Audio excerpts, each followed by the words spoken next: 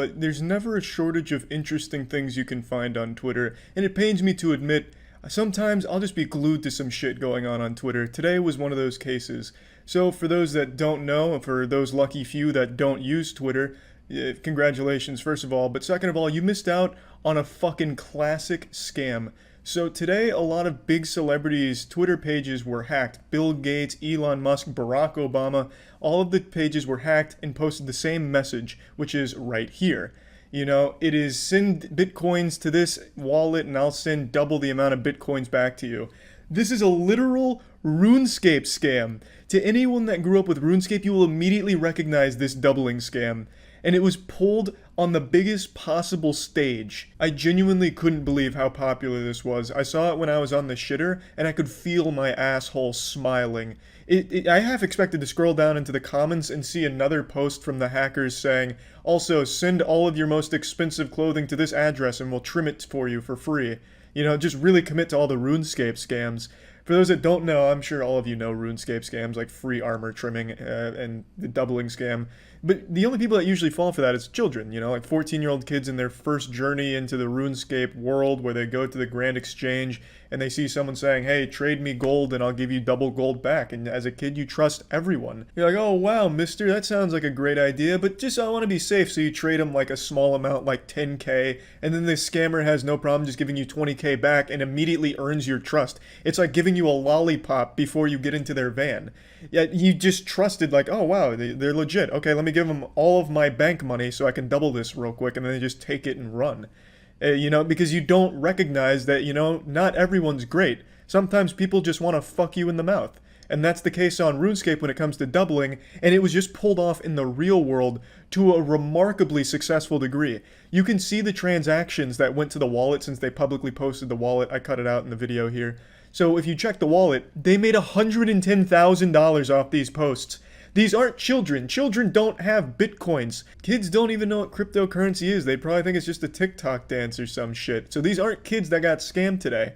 These are cryptocurrency hodlers. And I find it super surprising because a lot of people that got into cryptocurrency a couple years ago or even more recently act so intellectually superior to everyone else just because they followed a trend and bought some obscure coins off fucking Polonius or some shit. Oh, is that paper money? Oh, no, there's nothing wrong with that if you're a Neanderthal. The mind of a simpleton. I truly don't think I'll ever understand it. You can keep your dollar bills. I'll stick with my Ripple and Globlin coins. It's cryptocurrency. You wouldn't know what that means. And then today, they just fell victim to the oldest scam in the book. It's fucking crazy. I'd never celebrate someone getting scammed, but how the fuck could you have possibly fallen for a doubling scam? Especially from the accounts of Bill Gates, Elon Musk, and Barack Obama. How can you possibly think that people that wealthy would need you to send your Bitcoin into them so they could send double back? In what universe does that make any sense? On RuneScape, there's kind of an excuse. Because, I mean, you don't know who's on the other end of that keyboard. It really could just be someone looking to do a good deed or some shit. That does kind of happen on RuneScape from time to time. But here, why the fuck would billionaires be asking for the money up front in order to send it back? I just can't wrap my head around who could possibly fall for that. But people did. $110,000 worth of Bitcoin got sent to that fucking address in less than an hour. That's how many people fell for that. And if you look at the replies to it, you can see some really sad stuff. Some really upsetting things from actual people. You can see their account. It's real people saying things like, this is just what I needed. Thank you so much, Bill Gates. This is really going to mean the world. I don't have a whole lot of Bitcoin, but you know, doubling this really will just make such a huge impact for my life. And I really can't thank you enough, Bill. And then he sends that shit in, and obviously he's not getting anything back because you're just fucking paying a scammer. It's the same people that probably fall for telemarketing scams telling you that your computer has a fucking coronavirus on it or something. It's really surprising. And it's Twitter's fault. It's obviously Twitter's fault that this was even allowed to happen and that it persisted for as long as it did. It didn't last for longer than an hour, but even that, it shouldn't have happened in the first place. So I'd like this to serve as a nice little PSA for everyone watching. Don't take everything at face value. Just ask questions like, why would Bill Gates want to double my Bitcoin? And why would I need to pay him first? I think I'll just wait and see how this plays out. People, for some reason, jump at every opportunity and just take everything they see online at face value without doing even the slightest bit of research or, at the very least, thinking about it for more than 5 seconds. I feel like on the internet, everything's like instant gratification. You see something pop up and you have to like it right away. Or you see an opportunity and you have to just jump right on it. Send me your used panties right now and I'll send you $500. Then you go and buy a pair of panties or something to send in. You don't get the money back because obviously they're just huffing the panties for themselves. You just need to just stop taking everything at face value. I think a lot of people learned a very important lesson today, and it was a very expensive one too. It's a fucking shame, and I actually can't believe a doubling money scam just got pulled off in the real world. That's fucking wild. RuneScape economics actually do kind of translate to the real world, it seems. Fucking insane. But anyway, I just wanted to talk about 3, and I feel like we've already reached a point where scams have become more common than the cold. I just can't believe that there are still people that are falling for crypto scams in particular. It has to be the same people just doing it over and over again and not learning their lesson. Like that bit from every cartoon ever where someone steps on a rake and it hits them in the face, they turn around and step on another rake and it hits them in the face. That's people with crypto scams and losing money. Just going back and forth, ping-ponging around, getting spit roasted by every shady crypto company ever until they're completely out of money and then blame it on something else besides themselves to avoid taking any level of accountability and responsibility for their reckless actions. The reason I'm talking about this isn't because of what you think it is. Of course, Logan Paul and Compilation is the biggest scam right now that's been exposed and has been being talked about by everyone, including me. But there have been a handful of other high-profile scams that have all come out, but they've all fallen into the cracks, into the shadows, because Compilation been kind of like this bullet sponge, taking all the heat for the others so that way they can die a quiet death without anyone discussing it or making a hoopla. But hoopla is my middle name. So I'm going to come in here and make a scene out of it. I'm going to shine a light on it because there's one in particular that I'd like to talk about today that I haven't really seen anyone go over. And this is once again an influencer-led crypto scam, but it goes bigger than just one project. This was multiple, and the creator came out and said that he gambled away all of the funds. He has a gambling addiction and all of the investors' money went to him gambling it. They say honesty is the best policy, and in this case I'm glad he came forward with that information. But man, you absolutely need to be held accountable for this shit. This was a high-profile, blatant scam where you mishandled every investor's money and everyone lost all of it. That's a crime. That's just like an actual financial crime. So we'll go over it from the top, but I gotta tell you, it really is incredible just how frequent these scams are now. It's worse than RuneScape right now. RuneScape has less scams than the real world at the moment. It's wild. Now, usually I like to think this goes without saying, but I'm going to make a special exception here and just say it anyway. Please don't go and harass this guy for all of this. He does need to be held accountable, but the right way by the right organizations, and the people that were actually affected, the victims, are the ones that should be coming forward to hold him accountable, not just like a giant mob with pitchforks after him on Twitter or Twitch or whatever. I don't usually even bother giving this warning because I think there's a level of trust between us. You know, we're like family, only closer. Like, we're related by something far stronger than blood, content. So, please don't harass this person. Just wanted to make that clear. Their name is DNP3. Now, I'm not familiar with DNP3, and I wasn't until this whole situation. From everything I can see, this is a streamer slash content creator whose entire brand was giveaways. He has over 600,000 followers on Twitter, 250k on Twitch, and over 100k on YouTube, so these are pretty big numbers, but it seems like they're heavily inflated because all he seems to do is giveaways, which is basically a real-world cheat code where you just, you know, hey, like, follow, retweet in order for a chance to win $100. Make sure to follow the stream and you might win $500, this and that.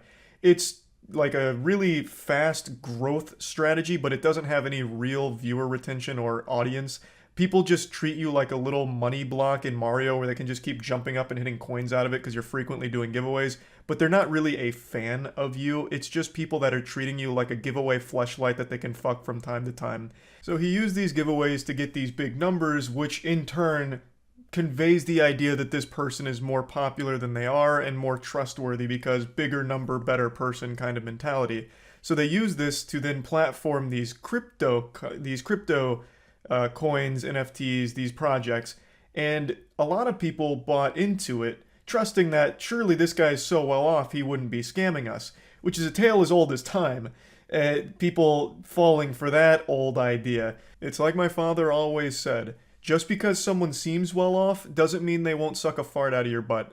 You can't be getting bewitched by this perceived popularity and think that they're automatically a trustworthy person. Now that I've kind of set the stage on who DP3 is, let's see his statement on what he's done. It's a twit longer. It says, "I'm sorry. There's no easy way to deliver this news, and this is by far one of the toughest messages I've ever had to deliver in my life. Over the last year, I got incredibly addicted to gambling. Every dollar I could find, I would put into stake in hopes of winning big. More people have lost money on stake than they have in the fucking stock market, it seems. Even when the big wins did happen, it wasn't enough. Eventually, I lost everything in addition to my own life savings. I also irresponsibly used investor funds to try and get my money back from the casino, which was wrong for so many reasons. To all my friends, family, and everyone who believed in me, I'm so deeply sorry. There aren't words to describe the level of shame and guilt I feel, and I can no longer live in this dark world, and this is my attempt to break free. I am now completely broke, both financially and spiritually. My sense of trust in myself is compromised. I'm working with a help group to start the path to recovery. I'll create a separate tweet which will have next steps for each of the projects I was involved in, including Clue, Xenia, Gridcraft, and Goobers." That sounds like a Lion, the Witch, and the Wardrobe kind of book title right there. Gridcraft and Goobers. Like, good lord. They're two separate projects. I can get into that in a little bit, but one's an NFT and the other's just another crypto cash grab. "I'm sorry that I betrayed your trust. I'm sorry that I did not live up to my values of integrity. I'm sorry that I let you all down. I'm sorry." The projects that he's listed here aren't small by any means. We're talking millions and millions of dollars that he gambled away. Now, I want to just go ahead and take a look at what I think is the biggest one, at least based on what I've seen, and that's ClueCoin. So I took a bit of a dive onto their website, and let's see what we got. And it is the most generic shitcoin imaginable, just unapologetic and shameless. This is probably copy and pasted from 1,000 other shitcoins websites. Together we can change the world. Yeah, I'm sure by purchasing these imaginary schmoobles, it'll all of a sudden change the world. It's just once again a cash grab, and there's DNP3 right there as the founder and CEO. Now, if you want to look at the graph, it's tragic, and it's as you'd expect. An absolutely colossal failure. Everyone's money lost. And DNP3 gambled all of it, most of it, I suppose. To me, even if he didn't gamble these funds, you were going to lose them anyway. It's a goddamn shitcoin. The inevitable fate of putting money into a shitcoin is that all of it vanishes as if it never existed in the first place. So I feel like no matter what, if you put money into any of these projects, it was going to go poof right down the shitter at some point anyway. It just so happened that the person behind it is even shadier than I would have ever expected, and he's just openly taking the mask off and letting you all know that he took your money and gambled it, and he's saying it right to your face. We can also trace back where the addiction started, it seems. Go back to the genesis. "Oh man, I used to watch all your streams and I really didn't notice your addiction. I thought it was just fun for you. Really sad to read these words. I hope you can find some clarity, dude. Stay in peace with yourself and your family." DNP3 responds saying, "Started with a sponsored stream and unleashed an addiction I never knew I had." That's very interesting. So it seems the patient zero to this disease happened to be a crypto casino itself that sponsored one of his streams and threw him deep into the rabbit hole of gambling addiction.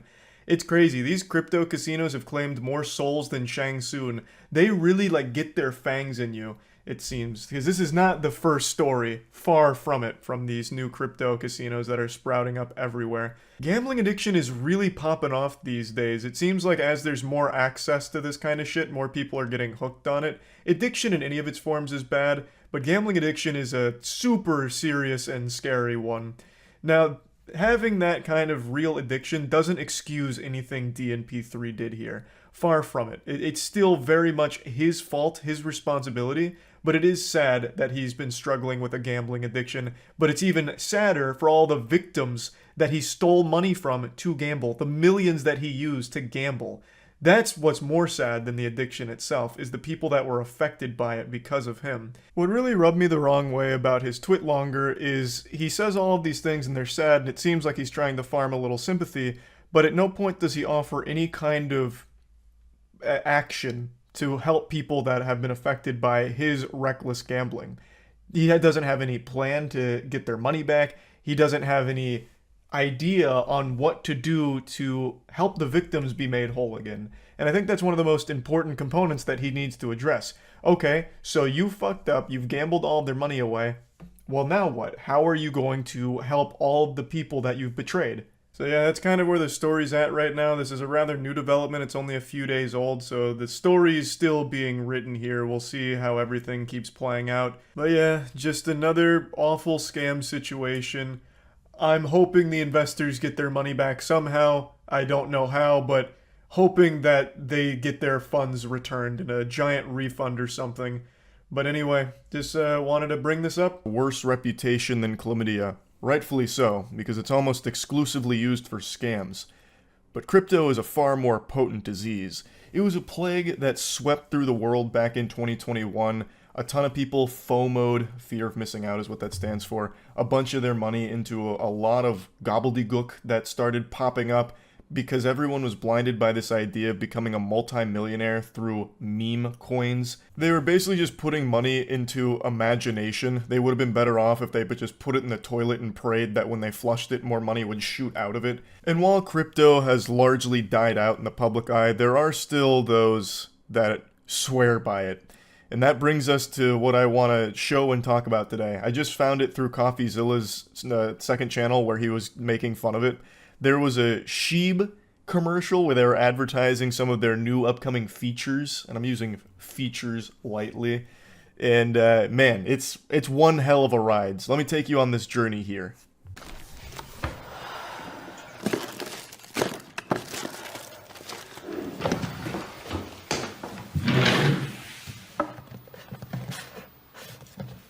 I can't believe it, Jane. My seed phrase notebook has vanished. Seriously?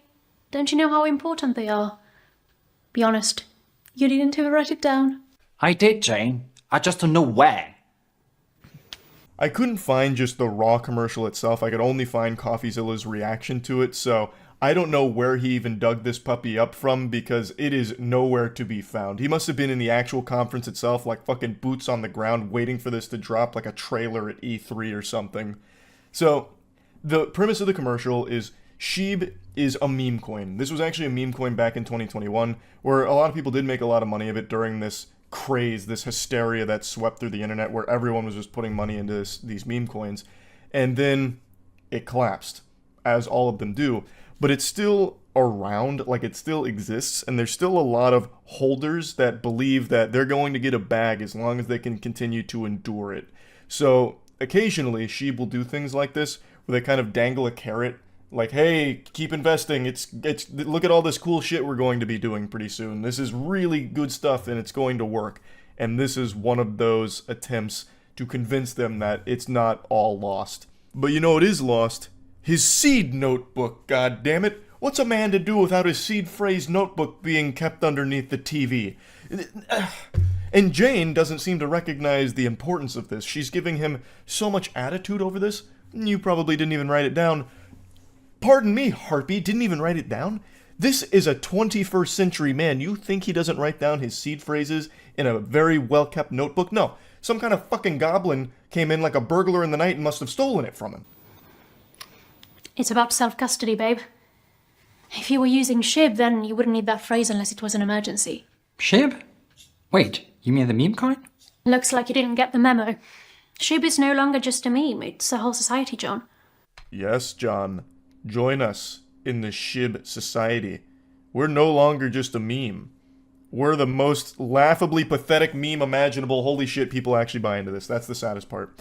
So, as CoffeeZilla talks about, there's a lot of these meme coins from back then that are trying to rebrand themselves as, hey, we're not a meme anymore. We're like super serious. When they're fucking not. It's still just as pathetic today, right now, as it was back then. Now, I actually was one of those dumb goobers who FOMO'd into like every big meme coin back then. So I actually still have a ton of Sheeb sitting somewhere, losing value by the day. And if somehow, miraculously, this thing does ever hit 1 cent, hey, I'll be pumping my fist and say, thanks, weirdos, and sell that instantly. But I don't see that happening because there's no reason for anyone to ever own shit like Sheeb. It doesn't do anything. It's literally worthless. None of these projects ever had any real use. 99% of them resulted in just being full-blown rug pulls. And collectively, most people lost a ton of money. And everyone learned their lesson. Except for those that didn't. there are still those suffering from this disease, which I'm calling blockchain derangement syndrome, where they put all this money in and they refuse to come to terms that it's gone and they're never going to actually make anything off these investments. They're not fucking investments. You're basically just giving a donation to the people that made these coins, where they just artificially pump up these prices through synthetic hype and there's nothing really there. And the number goes up sometimes, they pull out and you lose your money again. But there's people that are still letting their mind be poisoned by hopium that one day they'll be able to turn a profit on it. So they continue to just raise their flag in support of these scam coins and try their best to convince each other, just regurgitating, puking into each other's mouth, these ideas that it's shooting to the moon really soon. And this is just another one of those desperate attempts here from Sheeb to keep the investors hooked on their drug. And that drug is just losing money. It's like the worst drug imaginable. Jane, Gets a notification. the notification, it's something about your dad. What? Let me see that. Twist. It can't be. Impossible. It can't be. What's happening? I don't understand. Hold on, let's read that. With our condolences, death certificate. Welcome to the future, bozo. Now your meme coins can tell you when your loved ones die. So the notification she gets here is about her dad passing away, and the death certificate's been signed. So what they're the feature they're advertising with this is that with Sheeb, you can now do digital wills. So when someone dies, it can instantaneously send out their Sheeb to the loved ones in their will, which is a fate so much worse than death. So Jane's father dies probably of cringe and a broken heart from owning Sheeb, and the death certificate gets signed. So now she's getting a notification that, hey, Pop's passed away. He bought the farm. Tough luck. Here's 0.5 cents of a Sheeb. Congratulations. It's what your dad would have wanted. Died with a smile on his face for this one. He passed away, but at least you can know he didn't die holding the bag. I saw a couple people in CoffeeZilla's YouTube comments say that, and that is such a banger slogan. My dad used to have a SHIB digital will. So the only way I could get this message, this inheritance instantaneously, is if somebody verified it. This is such a compelling performance here from the actors, and the writing is top-notch. I felt so moved during this that I almost forgot that this whole thing is just a fucking scam meme coin. I was lost in the narrative that they were so intricately crafting. Now go ahead and wipe the tears from your eyes and join me as we break this down. A digital will for Sheeb, where there's no lawyers or anything involved, there's just some kind of confirmation that someone's dead through like a signature, I believe. So in the advertisement here, she said the only way I could get this inheritance instantaneously is if someone verified he's dead. Who? It's not like Sheeb themselves have like fucking, autopsy reports that they collect to confirm someone's dead. They don't go out there and actually send agents to make sure the person is really deceased. They're not omniscient. There's no way for them to know that. Anyone can sign a death certificate here as long as they have some connection to the person. CoffeeZilla mentioned like an estranged wife could easily exploit this. Really, anyone could exploit this. This is so huge for fraud. Like, this is a very easily exploitable feature they're trying to advertise here because, again, when it comes to something like this, there's a reason why it's so complicated in real life, not in fucking fantasy land with meme coins. Why you have lawyers and shit go through wills, why you have all of these barriers in place when it comes to these wills. And CoffeeZilla mentions that it's very much a headache, but it is a headache for a reason. It's probably a bit too much of a headache, like CoffeeZilla mentions, but there's a reason why it's not just like, oh, the signature confirms they're dead. Okay, now all your money's gone. When that person could very much still be alive. There's no way for Sheeb to know that because they don't have that capability. They're not God. They don't know who's alive or who's dead. They're not Santa Claus. They don't know who's naughty or nice. All they have are these fucking blockchain baloney where they're like, contract was signed, so, all your Sheeb's gone to like 6 other people.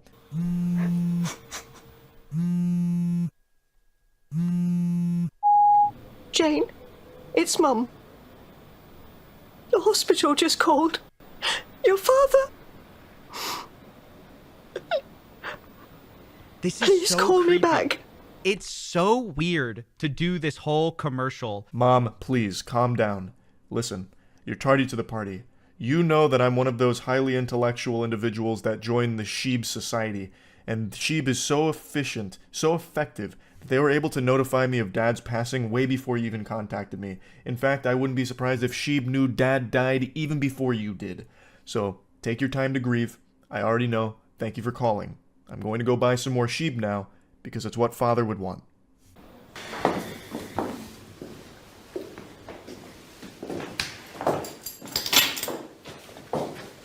Back from the funeral, I guess.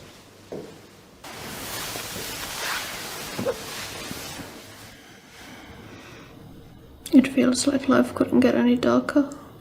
Don't say that, Jane. I understand it's a hard time, but don't put that evil out there. You are a Sheeb holder. You've been through so much worse. The loss of your father is nothing compared to the apocalyptic crash of Sheeb from 2021 to 2022 to current day. You've been through worse. You're strong. Hold on, Jane. Dawn follows in the darkest of night. I can't take away your pain, but perhaps I can offer you a hint of joy. Who wrote this? You always I've got to know how meet the to lift author. my spirits.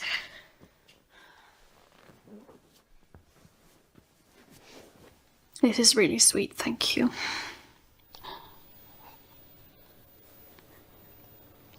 Now, astute observers will notice that there's not any liquid in the cup. I'm almost 100% certain there's nothing in that cup. And that's by design. That's not like an overlook or anything like that. It's because that fluid, the tea that he was going to serve her, is actually an NFT on the blockchain. You're kidding. They demonetize my yoga channel, while those bigger channels get away with the same thing. It's not fair. That's why we contrast with centralized platforms. That's why What? SHIB matters. What? Ship? You're turning into a Ryoshi. The subtitles are messed up here. They're saying you're turning into a Ryoshi, who's like the founder of SHIB. Been reading up, Jane? Now John has fully drank the Kool-Aid. He has been fully indoctrinated into the SHIB cult. The brainwashing protocol was successful. And now he's the puppet master, and he's got Jane by the strings. This is why SHIB matters. SHIB can bring your father back. The ways of the SHIB are mysterious. It's not something the Jedi would want you to know. They have powers that are deemed unnatural, Jane. Your demonetized yoga channel? Well, that won't happen on a decentralized platform like SHIB, which doesn't exist yet, but it might. Probably never will, but if it ever did, you could be monetized there somehow through magic of the blockchain. The blogs, the SHIB manifesto. I see the potential now. Let's take a stand here, Jane. Let's create our own decentralized yoga channel. We could likely surpass your revenue on that other platform, especially if they're going to demonetize you. You've changed so much in just a week. The legacy process after my grandma passing was exhausting and infuriating. When your dad passed, you got your inheritance instantly. And that's what I cared about. We've lost him. He's become a fully autonomous SHIB android now. And all he can do is parrot a bunch of fucking nonsense. The SHIB manifesto. I don't know what they're trying to pitch here. Some kind of platform for fucking content creators, I guess. But decentralized, because that's the number one buzzword you have to have here in order to get people hooked on it. When it means nothing anymore, it's absolute just ass wipage. When you see decentralized now, there's no real meaning behind it. It's just one of those words that's there because all of these projects have to have it. So I don't know what they're planning with this. I don't know how they're going to monetize things. There's not going to be advertisers for it right out the gate or anything. So it'd have to come right from like the fucking SHIB founder's wallet, and you're just getting paid in SHIB schmeckles. Like, you're not going to really be getting anything. So I don't know why you're saying like, you'll probably surpass your revenue. Fucking how? With what money? What advertisers? The video hosting, if that's the direction they're going, is an impossible field to compete in because of how expensive it is. And no one's going to choose to be a sheep creator over just posting on YouTube or something. But I love the delusion of it. It is impressive. Thanks to Dad. And Ship. Exactly. That's the power of what Shib is building. That's what your dad wanted us to see. It's what he died for, Jane. He died so we could understand Shib. I'm with him. Hail Shib. I think that's the end of I the love commercial. you, John. Oh my gosh. Hail Shib indeed. And God rest the soul of Jane's father. He sacrificed himself to open our eyes to the beauty and the power of Shib. Powerful. A moving story, honestly. It's very rare for a commercial to tug on your heartstrings as effectively as this has, but again, that's the power of Shib. Now, I imagine most of you are probably asking yourself, who the fuck would buy into this? Well, a lot of people. There is a ton of people. Even if you just go on YouTube right now and just type in Shib, like Shiba Inu coin, whatever, you will find so many YouTubers still trying to pump and dump this shit to this day. They also talk about having like 1 million investors in Shib, which I don't know if it's true or not, but I think it probably is because there's so many people that just get lost in this sauce and they get convinced by scumbags like them that it's about to pop off and this is how they're going to make their fortune. It's pretty sad, but not much you can do about it. It really is just kind of this groupthink where they're all in it together, so they all buy into the same fantasy and refuse to accept that it's not gonna happen most likely. But hey, if it does, I'll be right on your side, Sheep, because I got a lot of that worthless shit sitting around somewhere. So if it ever actually does do well, that's cool for me too, I guess. But it shouldn't. It really shouldn't. It's worthless. It's trash. It's fucking garbage. But what an amazing commercial. That's really, but he's not only the most manipulative YouTuber this platform's ever seen, but he's also among the stupidest as well. And this is actually one of his go-to bread and butter defense strategies anytime he finds himself in hot water. He'll always play the card of, oh, I'm not an evil person, I'm just a bumbling moron. I got zapped by an idiot beam. Timmy Turner made a wish that I'd be an imbecile and, well, that's out of my control now. I'm not a bad person. I'm just stupid, and you can't be mad at me for that. He uses this signature anime finishing move more often than Goku uses a Kamehameha to finish off an opponent. He is stupid, don't get me wrong, but he is also a bad person. Both of these things are true. And he's using this defense right now with his latest cryptocurrency scam. I wasn't even going to bother making a video talking about this because talking about any of Boogie2988's L's is like talking about taking the trash out. Who gives a fuck? It's garbage, so who cares? Everyone knows it's trash, so why even bother talking about it? Well, in this case, it's especially heinous because he actually did an interview with CoffeeZilla on CoffeeZilla's second channel, Voidzilla, where he was covering Boogie's new crypto scam. And he basically admits to it being a pump and dump, but his defense is that he was too stupid to recognize that. Like, he's too dumb to have known that this was going to be a scam that would hurt his almost non-existent audience. He has a very small pocket of people that still support him left, and he is using them like a fleshlight for a couple of fucking doubloons to pop out the other end as he puts his cock in it. It's disgusting. The Boogie298 fan club has less members than the goddamn Balan Wonderworld Enthusiast Society. Like, there's not many of them left, and now Boogie's running a cryptocurrency scam directly at them, yet denying that he's trying to scam his fans, saying that it's obviously just a joke for his fans to point and laugh at. This is mainly meant to target millionaire crypto bros who can kind of just get fucked. It's also worth mentioning that he was paid $10,000 to promote this fatty token meme coin by a very shady group. But I'm sure that's not important. I'm sure that 10,000 doubloons is all just part of the joke. It's all in good humor at the end of the day. I'm sure that had nothing to do with Boogie's involvement here. Now, I do believe that a lot of people that did put money into this were just hoping that they could dump the bag on even bigger idiots that bought into it trusting Boogie, because there are still people that do have faith in Boogie as a creator and as just a genuine person. I don't know how that still lingers after the documentary that's been dropped about him, where he did his absolute best to make himself look like an insufferable asshole, as well as the numerous other controversies he's found himself in. But there is definitely still a community that rallies behind him. And I have no doubt a lot of people that put money into this were hoping that that community would also put money in so they could dump it onto them. And maybe they were able to, maybe they weren't, but right now it looks like everybody, except for those on the inside, have lost money. You posted a video on your own channel called Fatty, because the name of his token, his scam shitcoin, is called Fatty. He posted the video on his channel. That's for your audience, Boogie. You posted it directly to them. Of course, some of them are going to buy into it because they still have some level of trust in you for whatever delusional reason that might be, but that's definitely broken by now, I imagine. He also just can't dedicate himself to just one excuse here, so he's trying to cover all of his bases so he doesn't look like an evil, manipulative piece of shit here. So he's constantly flip-flopping. So first he was kind of just on the nose about it, like posting tweets saying like he's fucked anyway, so might as well get some money out of it on the way out. You know, hashtag fatty, stuff like that. And then he's like, well, no, this was actually just for the crypto bros, and I'm not going to lose sleep over them losing money. I was upfront about you putting money into this, and you're probably going to lose it. That's the joke. So I don't care if you bought in. And his most outrageous one is where he tries to spin this as an actual useful, not scam service, where it's like, oh, this is actually just a really cheap way for the community to buy into my presence. It's going to be a community hub for all of us to kind of just like hang out. So you're kind of paying just to be a part of the community. He's trying every possible excuse to avoid wrongdoing, even though he's fundamentally admitted that it's a pump and dump scheme that he's behind here, which is a crime. It's illegal. You can't do that. Maybe putting it into Magic the Gathering terms will help you understand it to wrap your fucking noodle around it.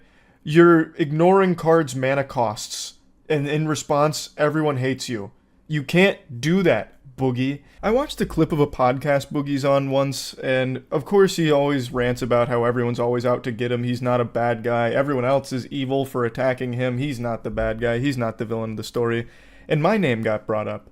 And he then went on to say that I want to see him dead. I'd rather see him buried 6 feet under than see him succeed, or something to that effect. Which is, of course, a load of horseradish, but it's a really interesting take, how Boogie perceives things. And I don't know if he truly believes this, or if it's just a classic Boogie drumming up sympathy kind of thing through lying.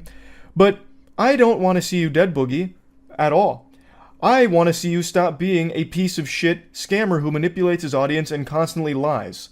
That's what I want. That's what the majority of people would like to see. A triumphant story about how you finally took some responsibility for your own actions, grew from them, learned from them, and actually stopped being the asshole that you are. I'd like for you to come forward and stop lying about everything. So like in this situation, just taking it on the chin and openly admitting that you pump and dump scammed your audience. Just say like, hey guys, I fell on difficult financial times and yeah, I took advantage of you. You kind of tiptoed around that in the CoffeeZilla video, but you're not saying it with your whole chest anymore and making up excuses for it, even though it's an inexcusable thing that you've done. You should then refund everyone that lost money in this shitcoin scam that you've pumped. And then you should be working towards actually making things right and stop being the lying, manipulative asshole that you are. I don't want to see you dead, Boogie, and you know that. That's a very gross thing to say, to make that claim, and you know how fucking disgusting that is, which is why you say it. But I want to make it very clear right now. What I want is for you to stop being a lying manipulator. I'm going to play a little bit of his announcement video for this, because he really stands by that it's all just supposed to be a joke for his community, supposed to bring them together to laugh at the parody of Andrew Tate, where he's playing Andrew Cake, and it's all part of the joke. But that excuse doesn't work, Boogie, when you actually launch a shitcoin alongside your satirical take on shitcoins, for your audience to actually lose money on, you dumb buffoon. Fatty is a community for like-minded individuals that have broken free from the matrix. True happiness comes from a goldfish, from the same woman a couple of nights a month, and the occasional meme coin. Fatty for life. Fatty for life, yeah! Look at this graph. Looks like every other rug pull shitcoin that ever entered the market. But Fatty for life, yeah! Boogie's the champ! He's the king! Who cares how many of his audience lost money on this? He does his absolute best to deny that that's a possibility at all. I'll go ahead and go through his pinned tweet because he's been, of course, on Twitter, as he is known to do, having meltdowns, doing his best to justify indefensible actions that he takes. So here's his big manifesto on the fatty debacle. An iconic Boogie intro here to the tweet. This is just so on brand for him. Classic. In the last few days, I have learned a lot about the internet, myself, and crypto. For those that don't know the Boogie lore, he also lost almost all of his money in crypto well before this, so even knowing just how dangerous it is to buy into this kind of shit, he still promotes it to his audience, even though he himself is the victim of losing tons and tons of money in crypto dog shit. But yeah, it doesn't matter to him. Since it's not him losing money this time, why would he care? My intent by launching a meme coin was to make people laugh and happy. I also wanted to give millionaires who like meme coins a new toy to play with. It doesn't have use, Boogie. The only thing they can play with is watching the graph go down. The only thing they're playing with is your balls as you teabag them with this scam. I also wanted to create a community among those people to interact with as I have through the LolCal Live community. To say I missed the mark is an understatement for sure. But some of the people that are angry for some weird reasons. This never targeted fans, in quotes. In the 90 seconds this was available on websites, a casual fan could not have created a Coinbase account, get verified, figure out how to buy Solana, which is a chore in itself, to then purchase a meme coin. It is literally impossible. That process takes hours, sometimes days. You are so unbelievably wrong, you know that. You are blatantly lying. I also don't understand why it's inconceivable for him to imagine that some of his fans already have Solana and have Coinbase accounts, because a lot of people do. Cryptocurrency isn't some like fringe unheard of thing anymore. It's a very mainstream thing people have been hearing about for fucking years, so a lot of them do have accounts and they could easily buy this in the 90 seconds it was available. This targeted my fans only to have them point and laugh at the absurdity of the character, the video, and the idea that anyone would trust me for crypto advice. If the whole idea behind it, Boogie, was to just provide an entertaining video, why actually launch the shitcoin? Why even give them the opportunity to buy into something that you yourself know is worthless? You're open about how worthless it is and that it's just a waste of money. One of his early tweets is about how you shouldn't invest money in it. That's the way that he's trying to like hand wave his responsibility to his audience here by saying, well, he warned them not to put money into it, so it's kind of their fault. Why even give them the option? If the whole point was just to give them something to laugh at, why give them something to immediately lose money on, Boogie? That's so weird. That doesn't seem like it'd be a good part of the joke, having them lose money too. That seems to get rid of the joke. It's almost as if it wasn't a joke to begin with. And you're using that as a convenient excuse to try and make it seem like it was never the intention to make money off exploiting your fans. I did, however, want to target crypto bros who play with meme coins all day, every day. Looking at the wallets that bought and sold this coin, it's clear that is the only people who played with this coin. Many of them holding tens of millions of Ethereum and Bitcoin, they wouldn't miss the tens of dollars they might have lost, but many more made money than lost, it appears. What a hero. You're such a hero of the people, Boogie. Regardless, I still believe those same crypto guys might find value in this coining community, and I hope they do. For those holding, I plan to keep chatting with you guys and chilling with you for as long as you think it's fun. To the rest of the internet, I am not sorry for getting involved in a dumb shit meme coin. I eject the idea that I was ever scamming fans, and that simply did not happen, period. Look at the wallets for proof of that. I still think a meme coin can be a funny and amusing distraction for people who have far more money than they know what to do with, and I hope we can continue to fuck around with this dumbass coin. That is just chef's kiss standard Boogie meal right there on his Twitter dog shit that he serves on the plate. Just absolute nonsense, lying out of his ass, trying his absolute best to come out of this looking like the good guy. Well, I've learned a lot about myself, the internet, and crypto. Yeah, there were some shortcomings. I missed the mark, but you're actually all wrong because I'm not a bad guy. That was never the intention. Also, those crypto bros that I said can get fucked and I won't lose sleep over, well, actually, I'm hoping they find real value in this because I'm also like a hero to the crypto bros as well as my community because I never targeted my fans. Yeah, I uploaded it to my YouTube channel, but that was only because I wanted them to laugh at the character, not actually put money into it. I mean, that was never part of the plan, but because they put money into it, now there's a great community, which was always the intention the entire time. It's just absolute ramblings of a madman doing his absolute best to try and avoid looking like the bad guy. And in doing so, he always looks even more of a bad guy. In the interview he did with CoffeeZilla, he mentions his cancer diagnosis. Boogie has a form of cancer and he is on hard times financially, a lot of it because of his crypto investments, which now he's running one of his own. And he talks about how the money that he got, like the $10,000 to promote this, immediately went into like his medical his medical needs. And he uses this as a shield, where it's like, oh, you know, this is going on, thus it shouldn't be a problem that I scam people, because I need the money. There's plenty of other ways of making money, though, Boogie, besides just scamming your audience. Like, there was, for actual years, you had so many other opportunities to make money and actually not be a piece of shit. but you have time and time again made the worst possible decisions, not only for yourself, but for those around you, and you have constantly dug yourself deeper and deeper holes.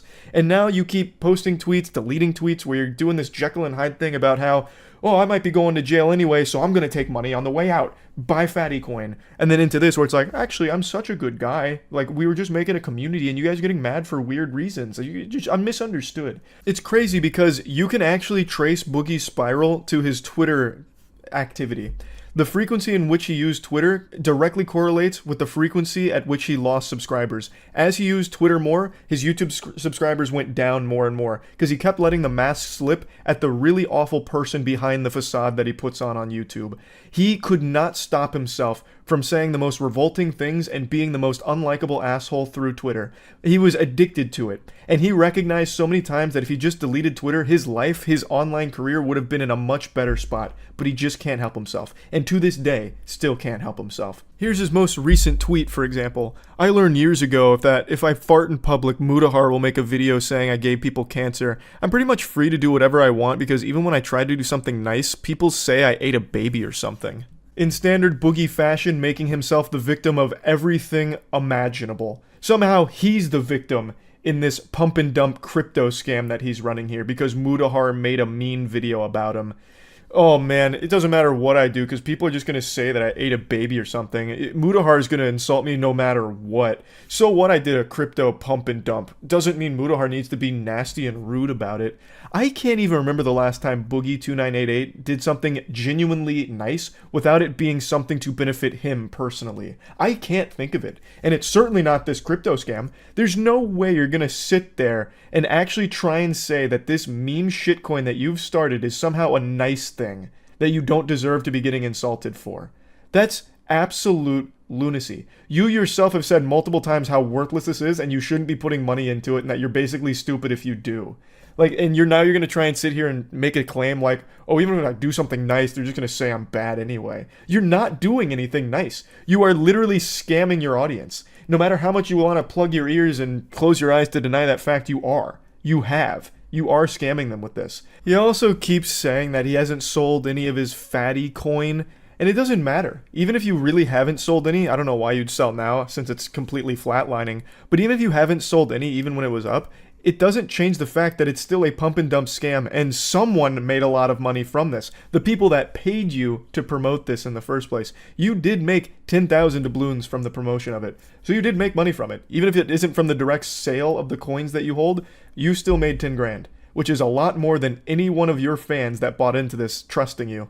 But anyway, I don't need to rant any further about this. If you want actual information about the scam, I highly recommend checking out Voidzilla's video or Mudahar's coverage of this. They both did a great job going over everything around it. I'm just here to talk about what a manipulative, stupid asshole Boogie2988 is and how baffling it is that he keeps finding new ways to devolve even further into degeneracy. It's shocking.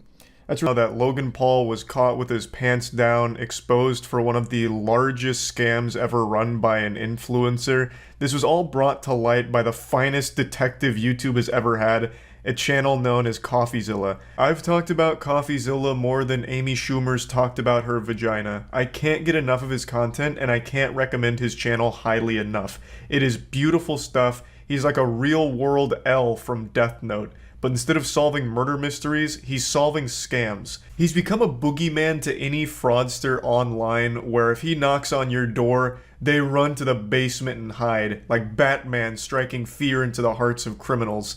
And recently, he set his sights on Logan Paul. This is actually an investigation that's been going on for an extremely long time. CoffeeZilla has spent at least a year going through every single detail of this case and getting all sides, talking to the people that helped develop it, as well as people affected by it, and even core members of the team that were in the know on what was going on from the beginning of this project, from the goddamn birth of it. From the very beginning, CoffeeZilla has talked to one of the people that helped bring this project to life, like at the genesis of Crypto0.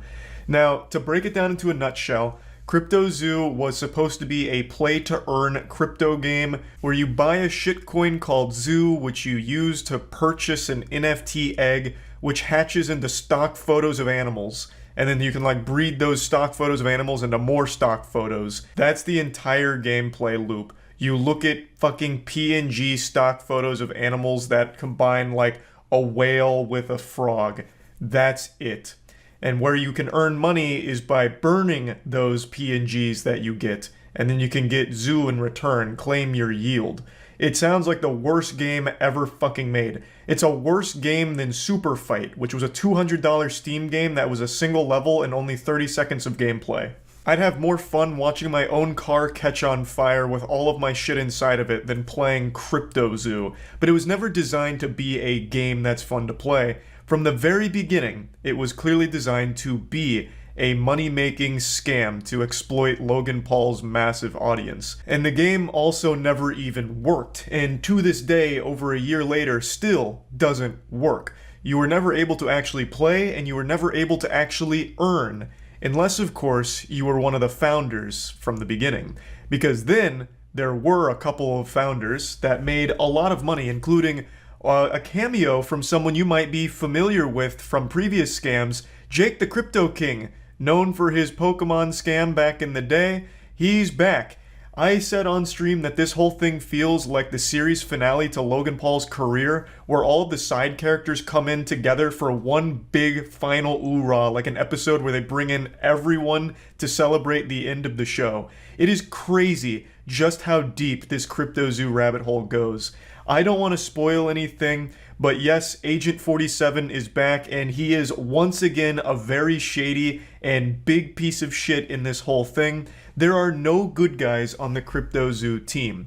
I don't want to get too deep into it because CoffeeZilla tells the whole story, but let me just give you the cliff notes here to get you hooked. This not only has scams galore, it even has fake orphans. It has a man who claims to have won the Super Bowl with the Philadelphia Eagles in 2018, despite never having even been associated with football in any capacity. The same guy also claiming to have been like a CIA operative, as well as hacking AOL. There's market manipulation. There's betrayal with the founding fathers of Crypto0 stabbing each other in the back repeatedly. It just plays out like a soap opera, but was real. Like, even the scammers were scamming each other. So not only were normal people getting fucked in the mouth and losing money on this completely fraudulent product, but even the scammers were scamming each other. Like, it was just pure pandemonium and chaos. There was even a point where the code got stolen and taken to Switzerland, held hostage for $1 million ransom. Like, the web here is so wild and wacky. It is an unreal journey, and I don't want to spoil it all here. I highly recommend you watch the entire 3-part series from CoffeeZilla. I'm only going to be showing you the first part here that I watched and went over to get the bare bones breakdown of the situation, as well as setting the stage, the foundation for the whole investigation going forward. It is just such an incredible ride. CoffeeZilla has truly outdone himself with this investigation, and I'm extremely excited to see how Logan Paul defends it, because the evidence that CoffeeZilla showcases seems pretty bulletproof.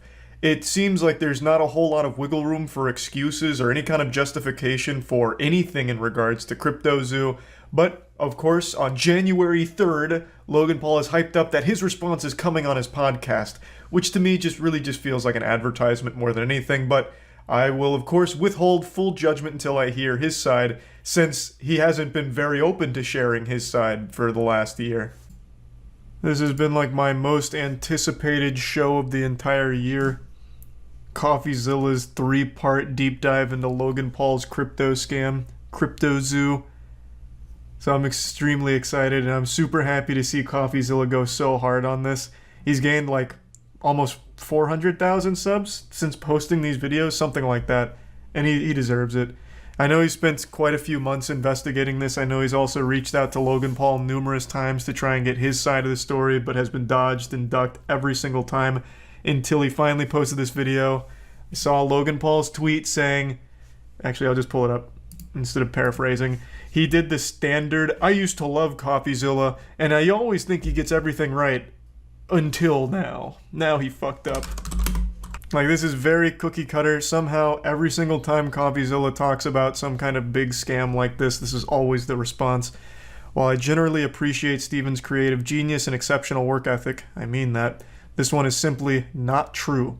When appropriate, all bad actors will be exposed, explained, and held fully accountable. I'll speak further on Impulsive January 3rd, which to me reads more like an advertisement for his podcast than anything. But I always just love this first line because this is boilerplate at this point. This is what everyone says when CoffeeZilla makes a video about them. A creative genius, one of the best in the business, ace detective, like Benoit Blanc. But this time he fucked up, trust me. This time he's wrong. I lost $25,000. $120,000. This is absolutely shocking to me. These aren't children. You're telling me these adults watch Logan Paul? Or did they had to have just heard about this from like crypto subreddits, discords, all trying to like hype train the shit out of this? I refuse to believe that this is Logan Paul's audience. No fucking shot. $500,000 Australian, which is $500,000 in CryptoZoo. Shut up! Jesus Christ. Yeah, 500K. Oh, no. Today, we're investigating Logan Paul's Yikes. Crypto, a Oh my blockchain God. game that made millions but never worked. And of course, at the center of it, we have Logan Paul himself, who has abandoned this thing, WWE leaving superstar, thousands of baby. fake orphans in his wake. Wait a second. Thousands of victims in his wake. For the last 6 months, I've been working on my own NFT project. We have a massive team behind it. And Real quick, you might be asking yourself, well, what experience does Logan Paul have with NFTs? And that's a great question to be asking, and I have the answer. He was actually a pioneer in NFTs, and in fact still has some of the best NFTs of all time, such as... Are these still up on OpenSea? Well, here's his NFT Pokemon cards. Beautiful stuff, obviously. Very high quality stuff. And, I mean, only $10,000 for that. So, I mean, reasonably priced as well. Where are his... He used to sell clips. So you could pay thousands of dollars to get an NFT clip of him boxing. Which was a fucking bargain. Honestly, just giving it away at that price. You get like 15-second Twitter clips of his boxing matches. Where are they? September 1st, CryptoZoo.co. We don't scam. That's I've fine. never scammed anyone before. Logan cares extremely deeply about his audience, loves his brand, doesn't have to scam to make money. True, but you make a lot of money doing it, I imagine, so... Welcome to part cookie one, jar the was too million-dollar appealing. mystery that began this whole story. For the last 6 months, I've been working on my own NFT project. I think there needs to be a fresh take, and this project that I have is that fresh take. Now look, at first, Yep, I was let's just as go. surprised at this pitch as anyone else because I just got finished roasting Logan for a different coin called Dink Doink, which is fans Doink. lose money on. I'm a Dink Doink fan. And it wasn't even a project at all. It was a game that could earn you money. I'm excited to launch. Called Pay to You Earn. keep using a, and you Or, just did it Jesus, again, you keep play to using a earn. word there. Game. You're not using like a project. It's a game. It's a game. It's a really fun game that makes you money. You started by buying this crypto token called Zoo, which is their in-game currency, and you use Zoo coins to then buy egg NFTs, which you can then hatch to become animals. You then can breed those two animals to become hybrid animals. For example, if you breed a gorilla, What a fun and sounding you game. get a gore kitty. And the more rare the NFT, the I get to higher breed the daily animals? yield Sign of me Zoo up. tokens that animal earns you every day. Theoretically, it works like almost like passive income. You can then burn your animal NFTs to release the zoo they earned back to you, and from there you can invest it into eggs or just cash out. Now, some of you of the Egyptian persuasion might notice some triangular qualities. No, that's a to this game coincidence. description. We handmade art for the past 6 months, bro. Approval, very specific notes, 10 different artists making art for our project. That doesn't Now, sound I'll like a admit, lot of artists. This all sounds for that. very enticing. Handmade art, a Not fun really. game that can earn you Doesn't money. sound and enticing. one of the biggest influencers in the world backing it. It was Logan Paul at the end of the day. An internet personality that I actually trusted. That I actually Why? kind of What did... believed What? in. Obviously, Well, when I feel terrible that happened to you, but what? What in the history of Logan Paul has earned anyone's trust ever? Like, I can't think of anything he's ever done that was honest. Like, I legitimately can't. Except for him saying that he made a repeated lapse in his judgment when he filmed a dead body. Like, that's like the only thing I can think of with like honesty associated with Logan Paul. But yeah, I mean, Prime did come out. I've tried it. I mean, it's a real drink. I wasn't instantly poisoned or anything. It was fine. I actually thought it was good.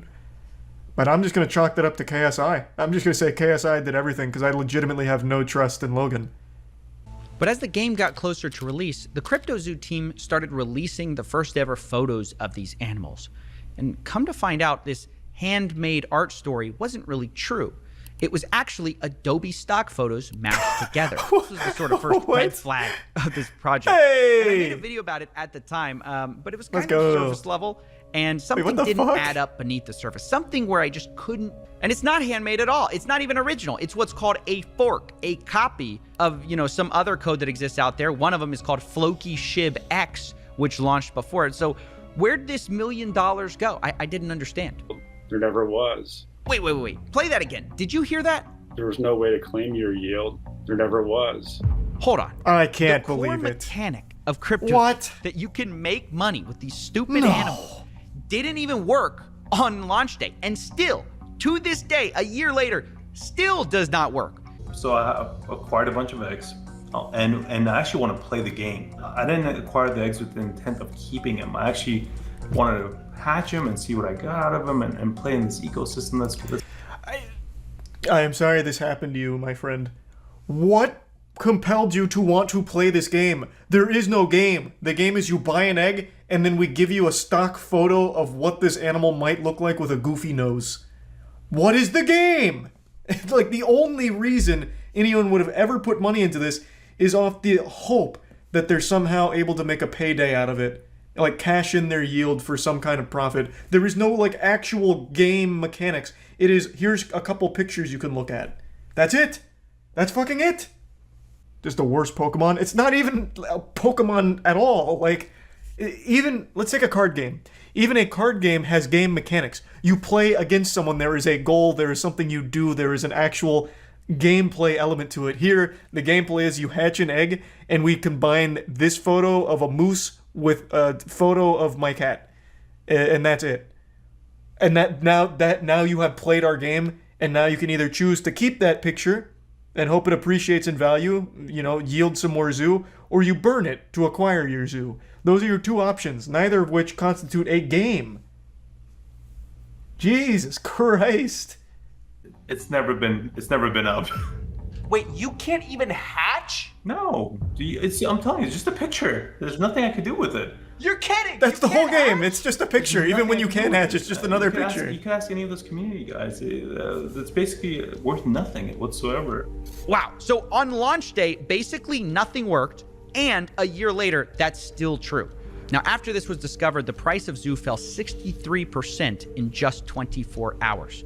CryptoZoo already got millions in investments, but Logan only speaks in the Discord twice over the next year to say, quote, sober, currently shaking my head, and yo. Yo! That was his contribution to this project. Meanwhile, that's his community manager, Ben Roth. Because surely Logan Paul, who's got this $1 billion hydration company and a WWE star, he's got enough money. He doesn't need to rug us lot. And it's because of these false promises about marketing that these poor investors believed in CryptoZoo so long. They sat and watched every Logan Paul episode. It actually is very impressive how far you can get when people just believe that you're too wealthy to exploit them. Like, if someone just believes you have so much money, that for some reason makes you trustworthy. That's wild to me, because I'd always think it's the fucking opposite. Too much of this is out, but he's been working on a massive project. And one of them will be the biggest thing I ever do. It's like my life and soul is put into this project, which is where most of my time these days goes. I'll tell you about this project when we get closer to launch. This project line is going. Is that the thing with the egg? No. Okay, that's one. This was gonna be this is crazy. No, that shit sucks. That shit is garbage. I can't believe you guys bought that. If you're one of Holy these fuck, it was investors. awful. And Logan You Paul's brought up the the one egg? pitching That this was a new joke. secret project, and you're thinking it's CryptoZoo, and someone's like, "Oh, is it that thing with the eggs?" And he's like, "No, definitely not. That was the last project. This is the real project that I'm working on." Much going on behind the scenes. Like, dog, I'm not the bad guy here. Yeah. There's some actual out there. Yeah. And it's not me. Like, I'm here to build. Oh, okay. This Well, is now, a space well, now where that's a lot of people okay. Well, now I do believe see you. dollar signs. Like any burgeoning industry, if there's money to be made, there's going to be both good and bad people. Okay, well, at least we set the record crypto straight. Space. I'm learning all of it. We had an issue. Took the code that he made, fled to Switzerland, actually fled to Switzerland, and like held it hostage for $1 million. Like behind the scenes drama that took a stick and stuck it in the spokes of my wheels. Oh, well, that wasn't expected. There's a shady developer who held up Logan's code hostage in Switzerland. That's why this hasn't worked the whole time. He held it hostage for $1 million. Well, and find out the truth of what happened. Why did he steal Logan's code for $1 million? However, that's what I really appreciate about CoffeeZilla. He's such a stronger man than I. That is like the most egregiously bullshit story ever. Like, genuinely, I don't believe a single fucking phrase uttered in that same breath. I don't think there's any world where that's actually true, but CoffeeZilla is still going to investigate it anyway. I finally got a hold of him, and when I did, he It's admitted true? he took No the code way. hostage, but he says the reason for it was nothing like what Logan had No. said. What? Never paid me anything at all, ever. I never was paid. And, we got to a point when I was working on it where I just realized they were just going to try to steal all of my work and not pay me. So I took all of the source code private. 30 engineers. I'm burning $50,000 a week on building this thing. What? Building what? You take a picture and you have your stock photos that you mash together to make a new picture when it hatches. Where is $50,000 a week going? Where? How? Holy shit, this is outrageous. But I am beyond shocked that this is at least a half-truth. So the guy did flee to Switzerland after holding the code hostage, but it was because Logan didn't pay him, or the team. So he was telling a half-truth on the situation. I can't believe any part of it was true. That is already quite the twist for me. According to him, they negotiated a $1 million payday for this whole project. And from the second I heard that, I thought, oh, that's interesting, because Logan claims he spent $1 million on this whole thing. And this developer saying he's owed $1 million on this. We've been paid nothing. I would have loved to have Zoo, but I don't have any. So that's multiple sources working on the CryptoZoo team project who were not paid. Now, obviously, these are big accusations, which is why I wanted to confront Logan Paul on them. But unfortunately, we're not exactly on speaking terms. So I wonder, how could I speak to Logan without speaking to Logan? Logan Paul's manager, a guy named Jeff Levin. Oh, Jeff. He might be Fuck. just what we need Jeff, to no, settle this whole thing. So I gave him a call. Hello? Hey, Jeff. Hey, sorry to bother you. This is Steven with CoffeeZilla. I'm calling because I've heard reports that CryptoZoo hasn't paid their development team, and I'm just reaching out for comment before I do this story. I just want to follow up on that. I have no comment for it. Okay, Oh, well, fair enough. Are you guys Okay. denying it, or are you saying it's not true? Just no comment. I don't think that the information is true. You guys have a whole side to I know, your but story here. Your job as someone that is reporting news is to actually verify correct news. Well, Right, that's why I'm calling you. I know, and that's legal grounds for that stuff. So I'm just telling you, legally, you have to report correct news with verifiable information. Right, that's why I'm calling you. As we've been advised always, is if anybody reports fake news, that's where we won't. Then set the record straight. call was- What? Is everyone around Logan just a fucking idiot? Like an actual bumbling buffoon? Huh? That is why he called you. You could have absolutely just, if it's not true, shut it down. Or tell him, yeah, it's not true. I wasn't aware of this. We can go ahead and get some material together to prove that it's all fake. Bang. Right then and there. You don't have to immediately tell CoffeeZilla all the evidence or anything. Just say like, hey, it's not true. If you can give us some time, we can get together all the material and send it your way to prove that they're being dishonest about the information. Simple. Jesus Christ, Logan, hire me as your manager. Jesus. Could have saved you a massive fucking headache if this is all fake. How can you be so dumb? A mess. Jeff, Logan's manager, seems to be implying that I'm not allowed to repeat allegations his own development team made, even though Logan can go on podcasts and publicly accuse those developers of stealing his code. Not only that, he's the one who refuses to provide any evidence, but seems to sort of be implying that maybe we'll sue you if you tell this to anyone, which he then denies doing when I ask him if that's what he's doing. Told you I have no comment to it. Telling you once again, from a legal standpoint, you have to report truth. If you do not is this an verify NPC? truth, Why does he keep saying this? then you're just allegations, and those then will be handled the way that we want to handle it. Okay. I understand you may have graduated Arizona State with the business degree, but holy shit, that is not being put to good use here, Jeff. You must have fallen ass backwards into this position.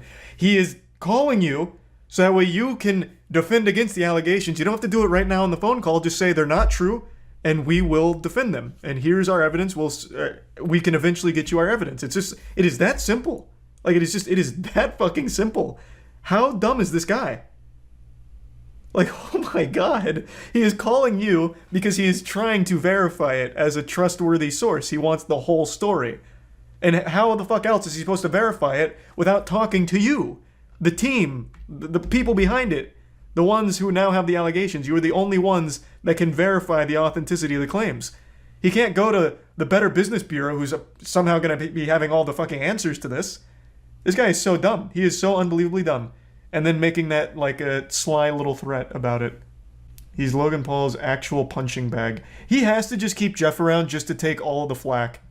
That's got to be the only reason. He's like a little public spittoon for Logan Paul. Oh, what? No, I would have absolutely denied these things. Oh, that's just Jeff. Jeff, man, he's so fucking dumb. Yeah, no, oh my god, I can't believe Jeff. What a silly guy. I have no comment on the situation. Mm-hmm. Good defense. Your job legally is to report facts. If you don't report facts on the information you're given, it is illegal. It's not. You can report allegations. That's the whole fucking point of an allegation. He's not saying it's the truth. He is saying they're allegations, and he wants to verify, are these allegations accurate or are they inaccurate? You can absolutely talk about allegations. Who is he? Who is Eddie Ibanez? It's a made-up name. That's a made-up name, hi, isn't it? My name's Eddie Ibanez, lead developer here at Crypto0. Oh, never mind. Damn, thought it was gonna be a crazy plot twist. Grease slime ball. This is also the face of a successful cult leader running a very successful scam through Twitch right now. If you've been on the internet for any length of time, specifically on YouTube, this unsavory face is one you've definitely come across. This is Athene. Of World of Warcraft fame, this man is still just barely around, but he has a very devout following of lunatics, just absolutely fanatical maniacs. These people would lay across a bed of broken glass and molten rocks and let Athene walk over them while he's pissing in their face, and they would be taking that golden shower with a smile and a big thank you. If someone threw a live grenade at Athene, there'd be 100 people scrambling to jump on top of it to protect him. But why am I talking about him? It's not just because I can actually smell him through the computer, it's because I recently talked about cryptocurrency with BitConnect going down and people losing a lot of money, and what Athene is doing is a cryptocurrency scam. It's a Ponzi scheme, and it's even more transparent with how big of a scam it is than BitConnect was. And he plays around with it being a scam with the scam levels on his stream. I guess he does it ironically, I'm not sure. I'm not stupid enough to actually watch his streams. I just look at the clips and I've looked at all the information. So I thought I'd share some of those clips just to piggyback off my cryptocurrency talk. I almost think you actually believe your own bullshit at this point. You and your greedy friend deserve a shallow grave for everyone to be able to defecate on. Stop trying to scam people. Your cryptocurrency is useless and all you are scheming is classic pump and dump. I feel horrible for any of you subs stupid enough to buy into this bullshit. Real person, I think, I've been scamming a lot. And I would love people, once I die, to take a dump on my grave. Looks like somebody didn't wait for him to be in the grave. It looks like somebody already took a dump on this man's face. Now, let's back up a little bit. So what he's doing is he's got this bullshit cryptocurrency called Purpose. He's got another one that he just kind of pulled out of his asshole called Doobie. It was created by him and his friend Reese. Reese looks like Danny Sexbang if he was on a heroin bender that never ended, and he also never showered. And this dynamic duo of expressed dog anal glands has come together to create this Ponzi scheme. And they're very open and very proud about scamming the dumb people that follow them. They even blatantly say, "We are scamming you," in some of their titles, like this one, "Could all be a scam, lol." They make it very clear, and even if it is all done ironically, would you really want to invest in something that plays around with the idea that they're scamming you, especially when it's run by someone with a reputation like Athene's? And an even bigger red flag, when you invest in it, it says you'll feel euphoric? Come on, euphoric is a dead giveaway to just run far, far away. You can't actually believe that investing in Purpose and Doobie is going to somehow quantumly beam millions of dollars into your bloodstream. Unbelievable. So I'm going to play the next clip here. This one comes from Reese's Feces, just actually talking about taking advantage of the poor suckers that watch him. See the extent to which we are able to squeeze these poor suckers. You wouldn't believe it, and you're having trouble believing it right now. You're having trouble grasping it right now. But I would just say stick around in the chat for a few days and you will start to see what's really going on. But it takes a while for you to understand that this is exactly what's going on. We really built up this community. We took many, many years of slowly building up a hardcore base of dumb suckers that happen to have quite some money from, rich mummies and daddies or something. And now we're finally cashing in on it. Most of 620k is faked anyway, just to bait radards into donating. You can interpret the scam in many ways. That's another interpretation of it. If you're still not convinced that your Purpose pencil shavings and your Doobie fart fumes aren't going to be able to buy you a mansion in 2 years, then I'm sorry, there's really no helping you. But if you're hungry for just more insight into exactly what's going on with this scam, there's a beautiful write-up that I'll link to in the comments. I'll play one more short clip from Reese the Grease real quick. Need proof you make money. I cannot provide proof because it's all fake. It's all a scam. It's all a very multi-layered show. It's like the Truman Show in a way. And you guys are Truman. Where do I sign up? Now let's toss in one more just to really bring it home, where Athene tries very hard to make it clear it is a scam. It's all a show in a Fugazi. We promote it that way. Nobody's telling you this is fucking real. Okay, it's a show. Okay, let's say you get scammed. Even if you do get scammed, okay, whatever. You got scammed, okay. I fucking told you guys. It's all a fucking scam. So it's not even an argument. If I go to my viewers, right, and I say, get fucking Purpose and Doobie, you're gonna get scammed, and you get on it, then nobody else, you can't go afterwards to people and say, like, I got scammed. No, it's part of the fucking show, man. And what a great show it is, Athene, just watching two human catheters talk about a stupid fucking cryptocurrency. However, I do 100% agree with him when he says, you can't be surprised if you get on here when they're telling you it's a scam and you lose your money. No one's gonna have any sympathy for the guy who supports Athene, listens to Athene saying it's a scam, listen to Reese saying it's a scam, and then still says, you know what? I'm throwing $2,000 in there. Bam, kablammy, whammo, blammo, blammo. I'm in it now, baby. You can't fool me. I'm too damn smart. I was able to click all the pictures with a sign in them when I signed up for the Reddit account to confirm I wasn't a robot. I'm overqualified. Where are my millions? If you're gonna do that, it's your fault. I wouldn't blame Athene or Reese either. If you're going to listen to them say it's a scam and still invest, that is on you. But the point is, Twitch shouldn't be allowing this kind of thing to happen on their fucking platform. It's disgusting. Now, what's even more insulting than these two goobers taking advantage of their smegma spelling audience is the fact that Twitch is okay with this. This man's stream has been reported numerous times for scamming the viewers, and Twitch has done nothing. They have done nothing about Athene doing this, so I guess it's okay with Twitch terms of service that you actually scam all of your viewers, are very transparent that you are taking their money, they are getting nothing in return, and the sad Twitch mods will stand by and let it all unfold because they're too busy watching all of their titty streams. Also, just as a little side note, I made 2 videos on why I don't like Twitch, one being a tit streaming montage, the other being a rant on why I don't stream there, and now I have a man on the inside who has fed me some insider information that the sad, pathetic Twitch mods watched both of those videos, and now I'm basically blacklisted from Twitch. So that's kind of interesting, and I hope they watch this one, and maybe they'll take action, because this man's not even tit streaming.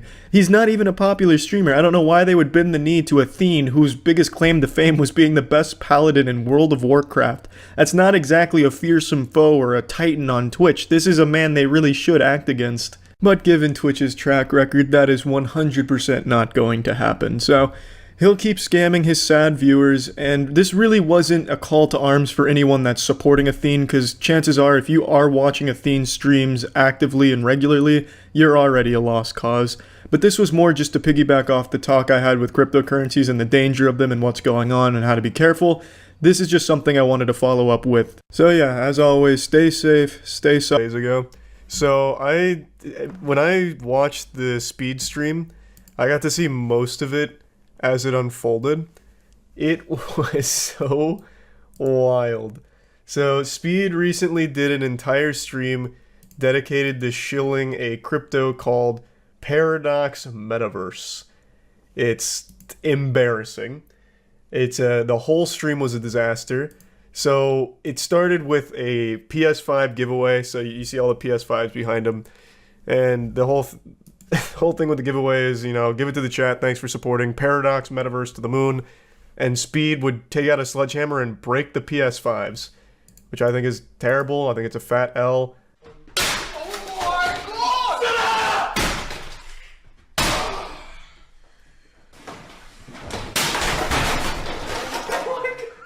There's few things as corny as this, just breaking expensive things that people really want.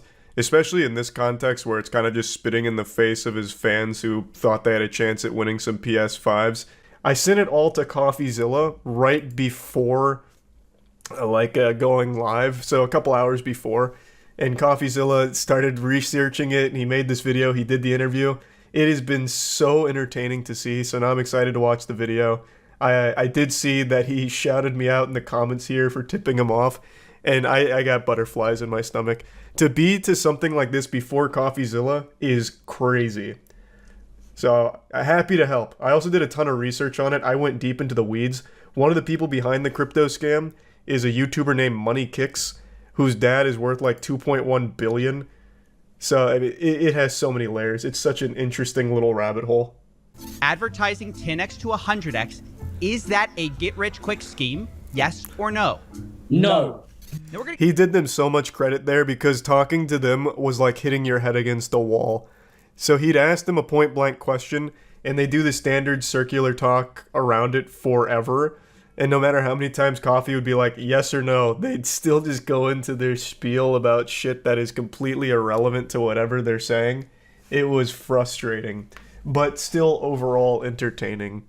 Who couldn't play soccer and was wearing a Buy Paradox Crypto Coin t-shirt. And it quickly got worse. The live chat started calling Paradox Coin a scam in the middle of this sponsored So I looked into this a little bit. This guy has made an entire career off looking like Cristiano Ronaldo. So he was in another YouTuber's video from a few years back called the Cristiano Ronaldo prank, and they just walked him around with security and got people's reactions. A Buy Paradox Crypto Coin t-shirt. And it quickly got worse. The live chat started calling Paradox Coin a scam in the middle of this sponsored stream and called IShowSpeed a sellout, which caused him to get very angry. The fact y'all ever make like Chad, the fact that y'all y'all just stick at me like that is just crazy. I hate that, bro. Y'all so weird, bro. It's crazy. He also tried to guilt trip the fans because there was a lot of donos coming through like that were like, this is a scam, Speed. You have to know this is a scam. And be like, why are you guys saying that? You're hurting my feelings. The fact you think of me like that makes me really upset. And you know I would never do that to you guys. It's just, you're making me really sad right now. Just guilt tripping them. He's like, I just want to see W's in the chat. No more L's. No more of that. Just W's in the chat. Only mods. Only W's. It was fucking embarrassing. Shameless. Now, yeah, it is important to remember Speed himself is a kid. He is 17. And people keep using that as an excuse. And I think to some level, that's fine, because he should have people around him that are able to sniff out scams like this. But Speed also clearly knew what he was doing. The audio in here that leaked because he didn't mute all of the mics so it got picked up pretty much confirms that he knew this was kind of shady shit to begin with. He is not 19. He says he's 19. He is 17. He was born in 2005. He is a minor. He is a kid. It is a meme that he says he's 19. We double-checked last night. He is born in 2005. He's 17.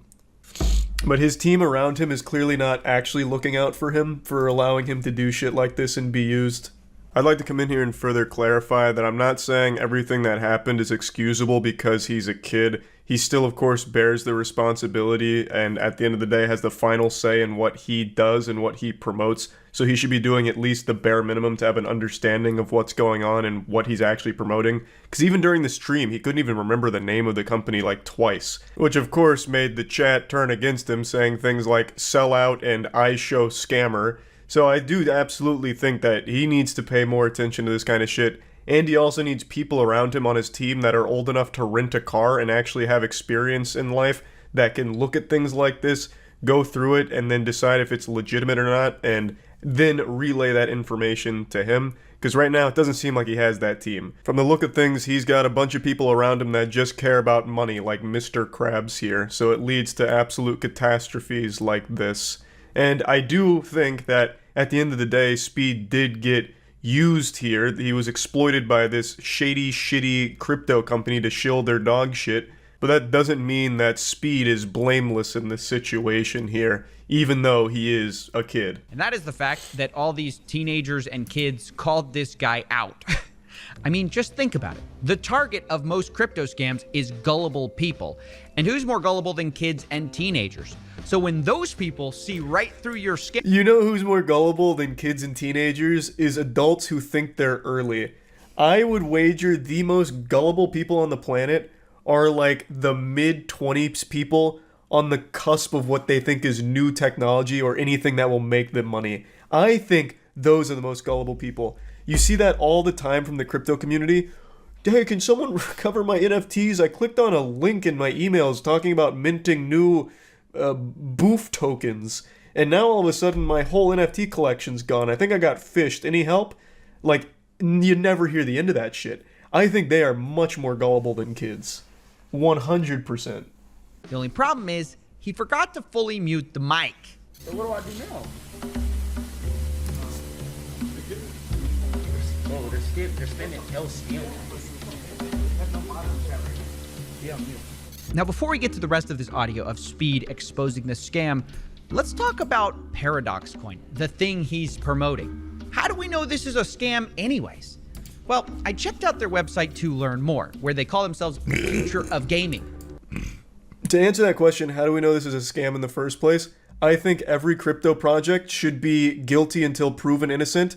If any crypto startup comes around, you should assume it's a scam until they prove otherwise. That is the safest way of navigating the crypto space. Is that they're not one thing. The Paradox Metaverse is actually 7 things, each one possibly dumber than the last. And I'm going to explain them. So first up is the Paradox game, which has graphics out of the PS2 era, which made me wonder why they'd be giving away PS5 and trying to make your games look worse by comparison. But it gets even crazier because I spoke to the founders and they called their game AAA quality. And I took issue with It's pretty close. It is actually, this is up there with like the new Saints Row, Crackdown 3 maybe. Like it's not far off. Also, from what I was reading, they used a lot of stock assets. So and I don't know this for sure because I'm not familiar with all the stock assets available, but that would mean that they're not even like actually building it ground up or anything like that, or even trying. They're just asset flipping like the shit we play on Steam Bad Game Night. I'm not 100% sure on that though. I was just reading about it. When you describe yourself as an indie game. I don't want to interrupt you, but just give me. You are interrupting me. Of course you are. You don't call yourself an indie game. That shit got dank quick. Yeah, that's a lot of what happened in the live stream. They just immediately just start flooding like a Xbox Live party chat. Whenever he's trying to like call out something, they immediately just flood. so much. It's like a wall of noise. A UK-based indie gaming studio, indie studio. So yeah, I'm not buying this AAA. Comments are turned off on that video, by the way. Nothing shows confidence in a project quite like turning off the feedback on the announcement in the trailer. And once you do that, you have to wait 24 hours before starting another mission. I guess if you do that full time, they estimate you make $500 a week based on 4 hours a day of playing. Wait, I thought... God, I love that. So the whole thing tries to prey on people, like, play to earn is the term. So you play our game and you earn money. So, like, yeah, you'll come in, you'll, you know, invest or whatever, but you're earning money through playing this game and doing our missions with our paracoins. But it's all just worthless nonsense dog shit. It's not real. Playing. Wait, you can rent out your avatar to someone else for paracoins and passive income. Okay, so now you have paracoins, right? What are you gonna do with them? Well, you can sell them, but why sell them when you can lock them up and stake them? Forget this, even more paracoins. If you do this, your paracoins turn into P-Save, which then you lock up for a period. Sorry. The longer you lock up your money, the more you earn in a process they call delay and get paid.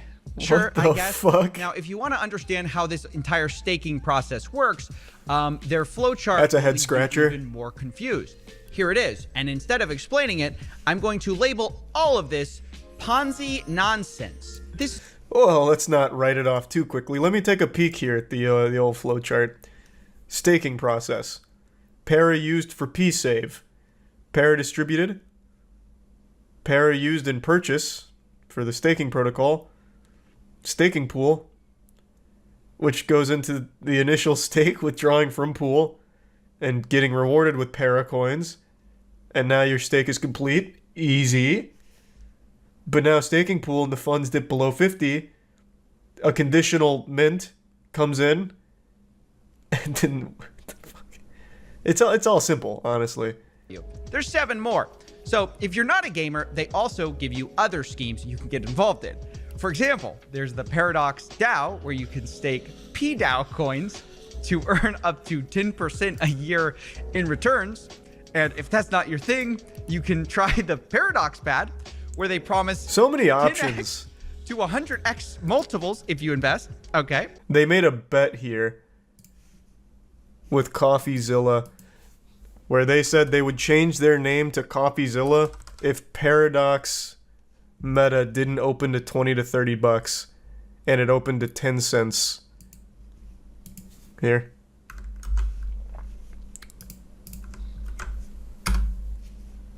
So they didn't even get the full pump and dump. So this is where that bad girl kicked off. And here's their bet. I'll make this deal with you right here, right now. I'll make this deal with you right here, right now. Okay. If our coin launches and it doesn't do a minimum 20 to 30 or... I will change my name to Coffee. Mm-hmm. Okay, I don't even know what your channel's called. What's the channel called? I don't know. Tip? Something? I don't know. CoffeeZilla. CoffeeZilla. I will change my name to CoffeeZilla. I'll make this deal. Unfortunately, he didn't do it. He didn't change his fucking name. I haven't checked today, though. Maybe it did hit 20 bucks. Let's take a peek. It's now at 9 cents. I can't believe it. What? Man, I can't believe it didn't go to $20 or $30. Crazy. Criminal, even. Is nobody playing their game at the moment? It's the goddamn World of Warcraft killer on those battlegrounds. Up to 20% on staking rewards, all right? Now, if all of that sounds dumb, you can even get your friends to invest too. Every person you get gets £5. Okay, whoop-de-doo. Now, the last one we're gonna cover is Paradox Events, which to realize is a waste of money. This is the only way to get rich in 2022 without starting up a business from scratch. For every person that you refer to Amiotalia University, you get £15. Now, I confronted... God, I hate that so fucking much.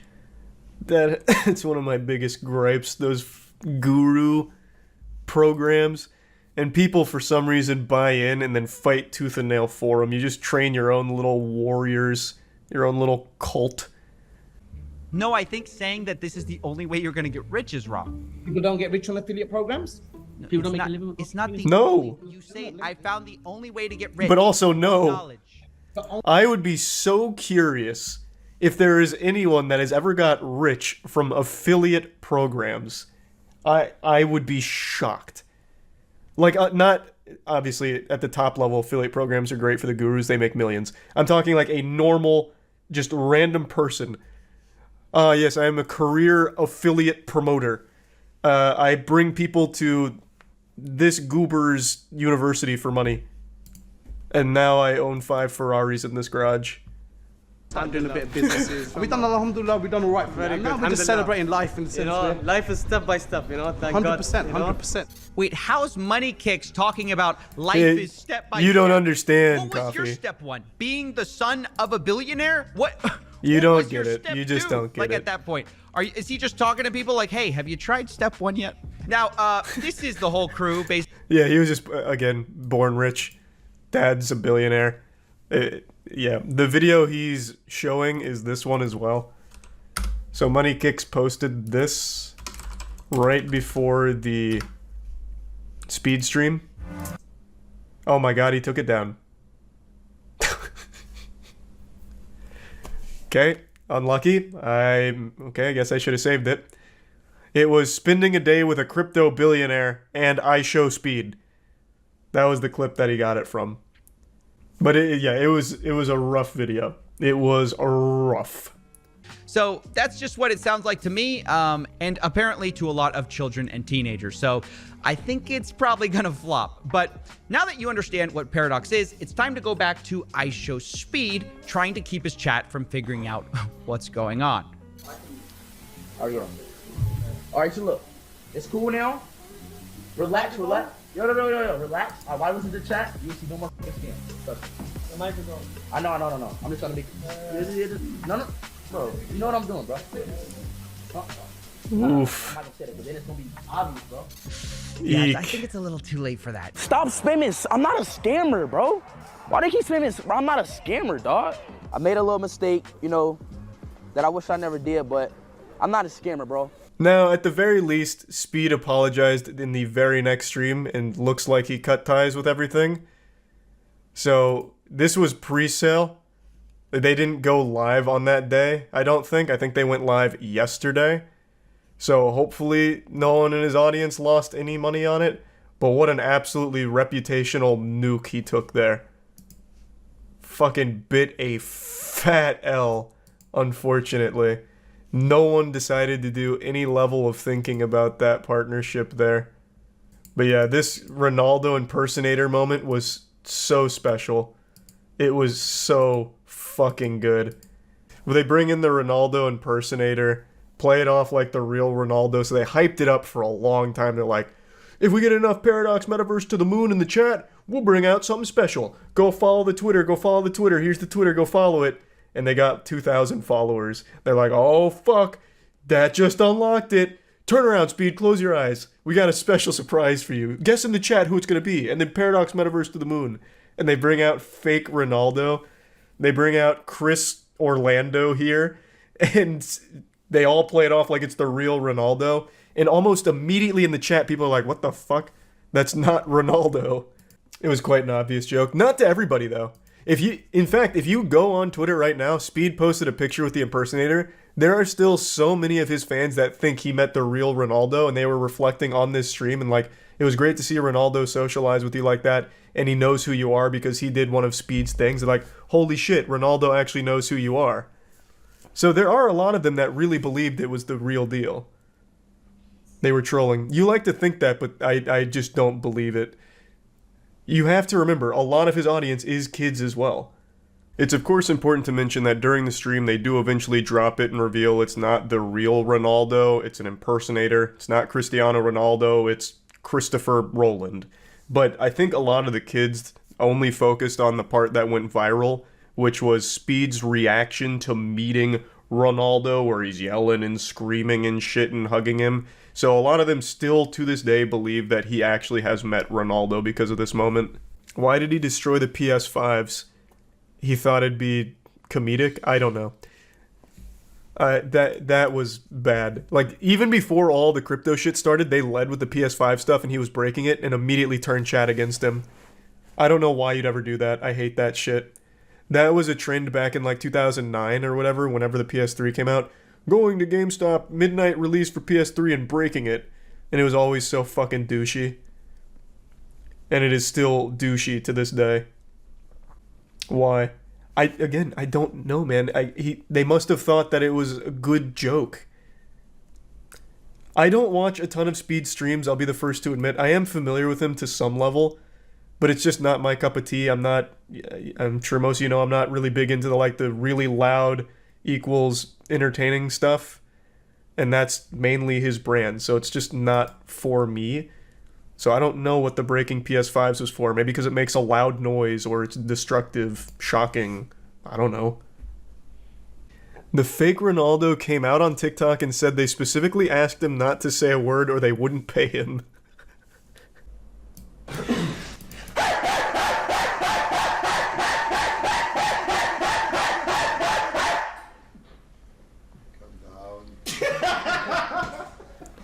This isn't what I was talking about. What are you? Are you like Ronaldo brother?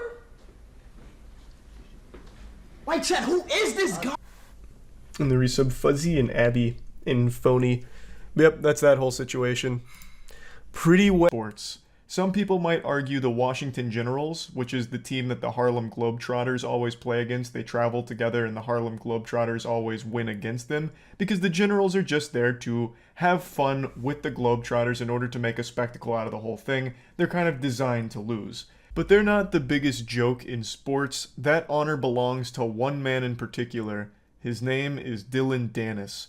This goofball is someone you might have heard of because he's that coward that started a lot of shit with KSI, and then the second that it reached the fuck around and find out moment, like a week before they were actually supposed to fight, Dillon Danis backs out and weasels his way out of it, coming up with all kinds of pathetic little excuses, and then still tries to act tough.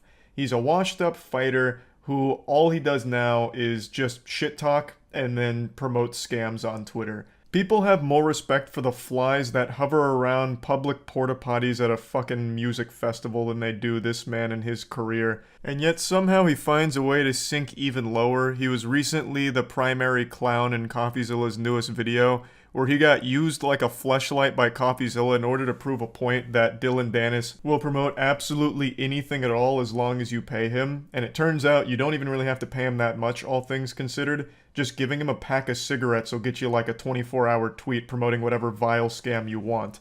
Like, it's actually pretty wild. So CoffeeZilla's video exposes at least 20 scams that he's done in his past, as well as convincing him to do yet another one. You know, hop back in the saddle, get ready for the rodeo, and engage in another scam tweet that CoffeeZilla cooked up with a completely fake crypto project.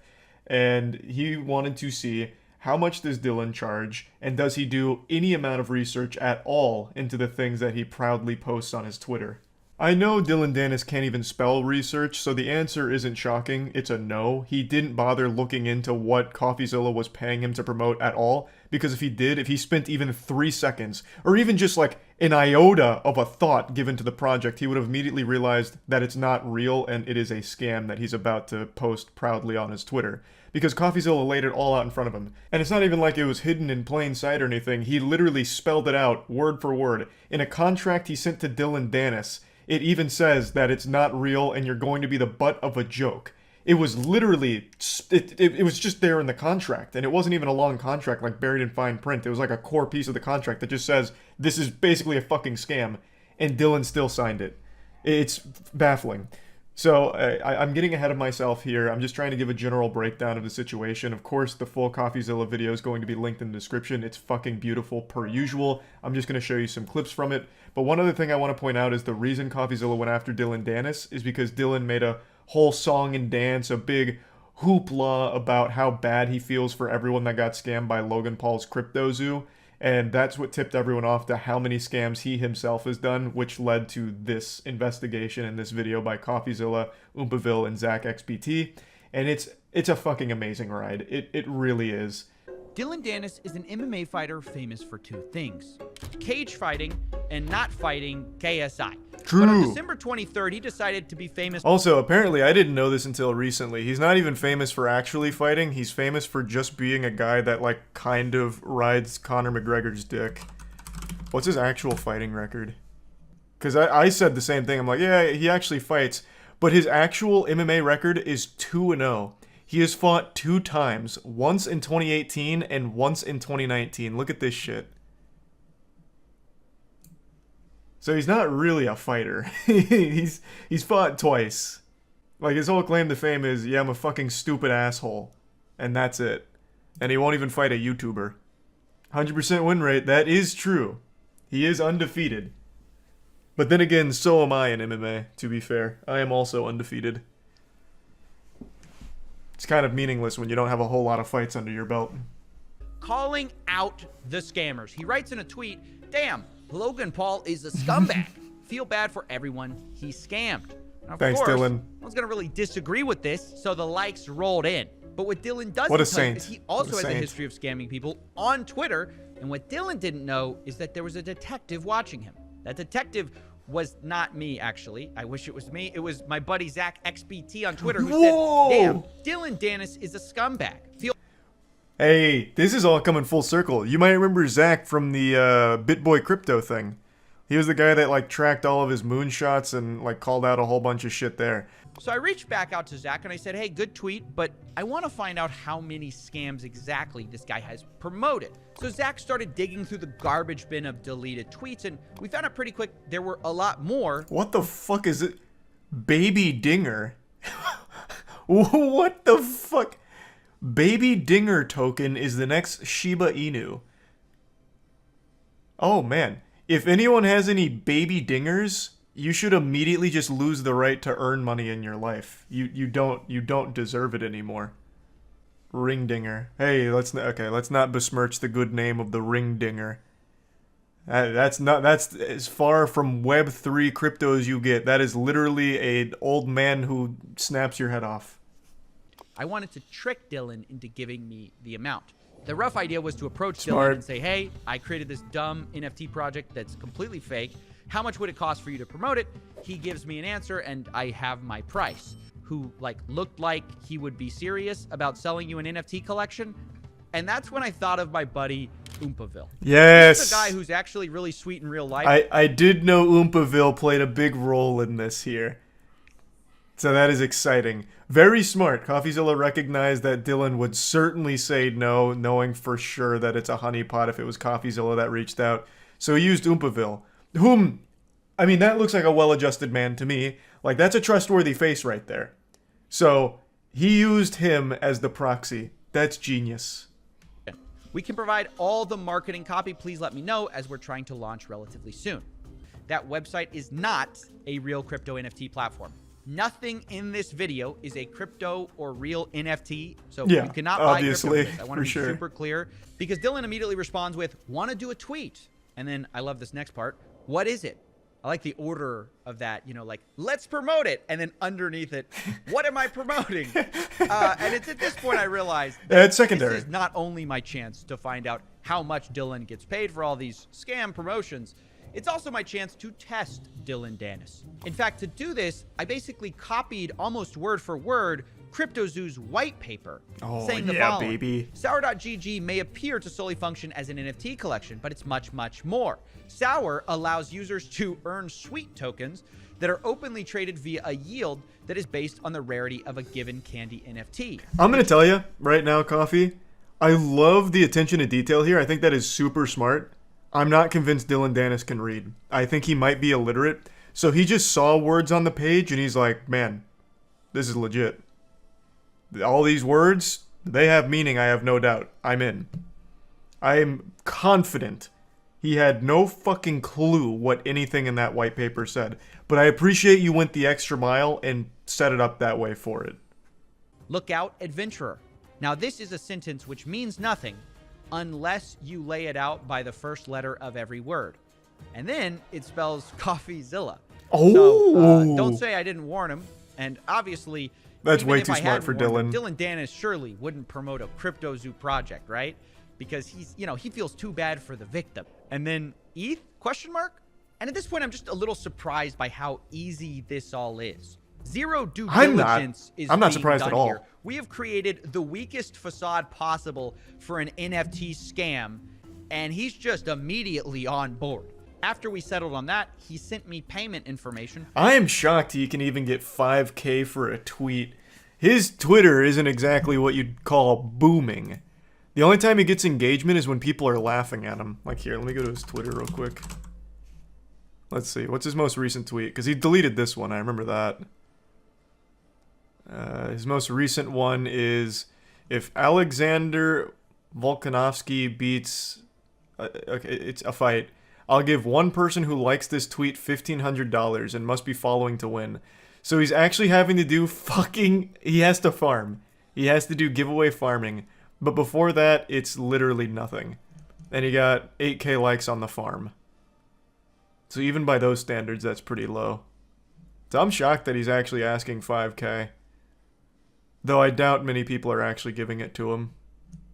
Dylan gave us a brand new crypto wallet just for this transaction. Whoa! Which seems to imply that he probably makes new wallets for every new deal he does, which is definitely pretty not shrewd. his own idea. And at this point, I realized I had a choice to make. Someone told him to do that. Take what I learned, present it to you guys, and stop this little charade I had with Dylan and make my video.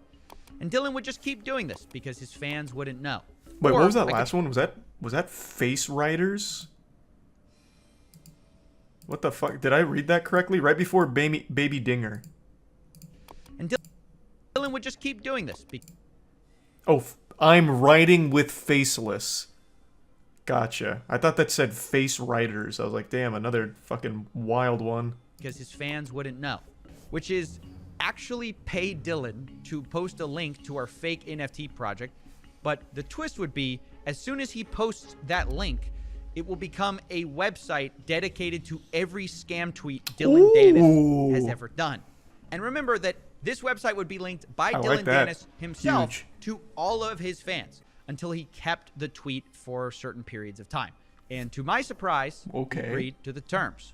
And that's smart. That's super smart. Yeah, so space it out so that way you can get the most juice for the squeeze here off the tweet staying live. I can also promise you, Dylan Danis has no idea what any of these words he's using here mean. He's used too much punctuation. There's 2 periods in there. That's far more than his reading level permits. He's got percentage sign in there, some underlines, parentheses. Dylan Danis tapped out once he saw payment structure. He's like, all right, payment. I know that one. Okay, whatever else. website, which is just a website with all his previous transgressions. Now, I did talk to some I want to read that one. What was that? I'm bullish on what? These all have the worst names. I'm bullish on Rock Smart Chain. Rocket Raccoon. Hype. From ZachXBT. He found over 20 projects that Dylan promoted and then tried deleting, where many of them were rug pulls and scams. It was at this point is I drew up a contract for Dylan to sign before this whole thing goes live. He didn't read it. And in it, I lay the whole thing out. And this is what I meant by headwinds. This is where he probably will catch us, because in black and white, I lay out our whole scheme right in front of him. So it literally says, like, you're going to be the butt of the joke. It says people aren't doing due diligence. Oh, it says that we're going to be switching the website to show his prior promotions. So we lay out the whole thing there. Oh, and no. What we're really banking on is he's not going to read any of this. He's just going to see money and just sign it, which is the whole 100%. point of this entire He thing. can't So read I it. think it fits. Sending it. All right. And then I'm sending the drive link. I mean, we've sent the contract now. We're just waiting. We're literally waiting. He's going to instantly respond with the sign. It's going to be less than 2 minutes. Oh, I agree, bro. I agree. It was 3 minutes. I was so fucking close. I was so close. Idiot. That's right, ladies and gentlemen. He agreed. I was so and close. You might notice that we weren't actually able to use DocuSign and get his signature because it was experiencing outages at the moment, the actual website. But we were able to just have him do a written agreement in DMs that he agreed to our terms. And although That is real, by the way.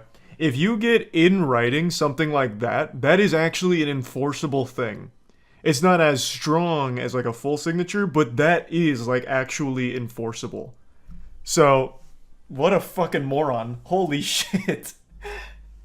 Go ahead and tweet. Just refreshing now, I guess. See what he says. Run There's it. been so much work that goes into this. You guys didn't see this off camera. Dylan starts talking about where's your community. So we have to whip up this community from nowhere. Oh, Our fuck. community doesn't exist. We had to create a Twitter profile. We had to buy a bunch of botted followers. An hour ago, it didn't exist. I don't think I've ever been so excited about something in my life. Nice. Dude. What was the total spend on this, I imagine? He tweeted it. Huge. I can't believe he did it. He actually did it. He just tweeted it. What an idiot. I can't believe it. What can I say? So I knew this tidbit of information real quick before he points it out. The actual tweet just has the word scam in it. Sour NFT candies are moonbound. Scam. Believe It's so adorable. What can I say? They couldn't have promoted made it a any more tweet clear. which literally spells out in first letters the word scam. Yep. I hope this is... Oh man, Dylan. Now he's ducking CoffeeZilla and Oompaville's attempt to communicate just like he ducked KSI's fight. God damn. It's all he knows. Yeah, he'll never mention this, unfortunately. That's his modus operandi. He just is a fucking perpetual loser, I guess. Oh, I did see that. There was a lot of brain rot takes about how what CoffeeZilla did is actual entrapment. And I'm pretty sure those people are just as CTE riddled as Dylan Dennis to think that what CoffeeZilla did is anything even remotely associated with entrapment. It's not even close. CoffeeZilla did everything possible to let Dylan know what was going on. He even put in the fucking contract he agreed to that it is literally him just being a joke. It's not real. He laid out everything, and he still agreed to it. That couldn't be further from entrapment. The guy got 1K. He did get 1K. He did get $1,000 out of it, so that's a Dylan W, baby. Fucking big one from Dylan! But also lost rep. He had none to begin with. I legitimately don't think Dylan Dennis has a single fan. Like, actually not a single one. People just laugh at him. In fact, if you go to his goddamn giveaway tweet right now, people aren't even participating in the actual giveaway. They're just spamming the clown emoji. Jesus Christ. He can't even, like, actively farm children on Twitter. Right now called Banana, that has over 630,000 players as of me making this video right now. And it is by all definitions a scam. And that player count is pretty misleading because the majority of it is either bots or people that just have the game pulled up in the background as they wait for drops. The Spiffing Brit just made a great video going over this entire scam, and now 3 days after that video came out, it's even more popular than it was when he covered it back then. Which is so interesting to me because he fully explained how the scam works, and yet people are still just flooding in to enthusiastically buy into it. It's like if you had read the headlines about Sam Bankman-Fried like scamming billions of dollars away from just your average Joe, and then you're like, alright, I'm gonna do my business with Sam Bankman-Fried, I can't wait to get on this, and then you throw your arms up in the air like, oh, how did I lose money? Where did I go so wrong? It's more pathetic than anything, honestly. The Spiffing Brit took the scam, spanked it around, threw it on the bed, bare ass, butt cheeks in the air, and still people dove in to give it a rim job and are wondering why they have shit on their mouths now and lost money from it. You have only yourself to blame and you absolutely deserve to be made fun of, which is what I'm here to do. Heroes, not a word I like to use often, but I think what I'm doing here today is very heroic and brave. Someone has got to insult you for what you have done. If you are one of these people that are buying the fucking bananas in this game. It's not a game, it's actually just a PNG of a banana that you click and the number will go up, and every few hours you'll get a random drop. If you play anything on Steam, you know what this is, like CSGO cases, that kind of thing. But in the banana game, you get banana skins, which aren't even usable in the game. There's actually no functionality to even take that skin and use it in the game. The developer says he's going to do that at some point, but I highly doubt it because he doesn't need to. He's still just printing money from this dog shit from the absolute imbeciles, the fucking idiot buffoons that are buying into it. So why would he even bother doing that bare minimum? So what you do is you get these drops of these banana skins and they just go into your inventory and they sit there collecting dust. And then you get out all your religious relics, light some candles, and start fucking praying that someone is going to pay you real-world money for those useless banana images in your inventory. That's it. This should ring some bells here because it's very similar in concept to the NFT craze from a few years ago, where basically you buy this image and you hope that someone comes along down the line and buys that image from you for more than what you spent on it. You don't want to be left holding the bag. It's the same concept in the banana game, except this one's working significantly better because they found much more vulnerable goobers here. Gamers. So the gamers here are buying these banana skins for up to like $50. There's actually even $1,000 banana skins in this game. And I need to stop calling them skins because they're not. It's just images in your inventory. You can't even do anything with them, even if you wanted to. So you're buying these banana images from Google Images, and you are squatting on them, hoping that for some reason down the line, someone's going to pay you more for that. Just because. That's the entire scam in a nutshell, and the creator is the one making tons and tons of money from it. The banana market is immense. There are nearly 8 full pages of deep banana lore. Some of things are definitely slightly legally dubious, but the idea is very simple. As you play the game, Steam has an automatic drop system. The Icy Nana is special because it doesn't drop anymore. Wow! So logically, by it not dropping anymore, that actually increases the value of the product, because there's scarcity. However, no one has managed to sell an Icy Banana for more than 3 pence on the Steam market. Now, one of the reasons that makes me a little bit more concerned that this is a scam is because the creator of this game has set their inventory to private when it was previously public. This is a little bit of a problem because it means that it is impossible to see how many bananas hitting the marketplace are actually from them, meaning it's very hard to tell just how much Steam wallet value they're able to make off of this game. Definitely worth noting that it's very possible the developer is dumping his bananas into the market, and it's not actually the community buying other community members' bananas, they're actually just buying his. So he's making even more. I'm not trying to accuse him of anything shady. I mean, banana is as above board and by the book as it gets. Now, it's impossible to know just how much they've made from this game so far, but I have to imagine with over 600,000 active players, it's a pretty penny.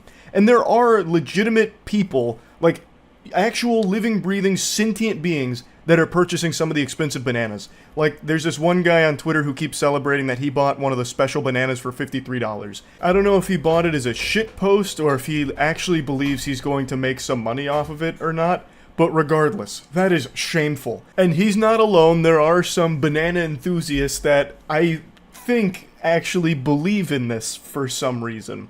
Now, the main players of this game, no one's actually playing it because there's nothing to play. Calling banana a game is like calling me jerking off a sport.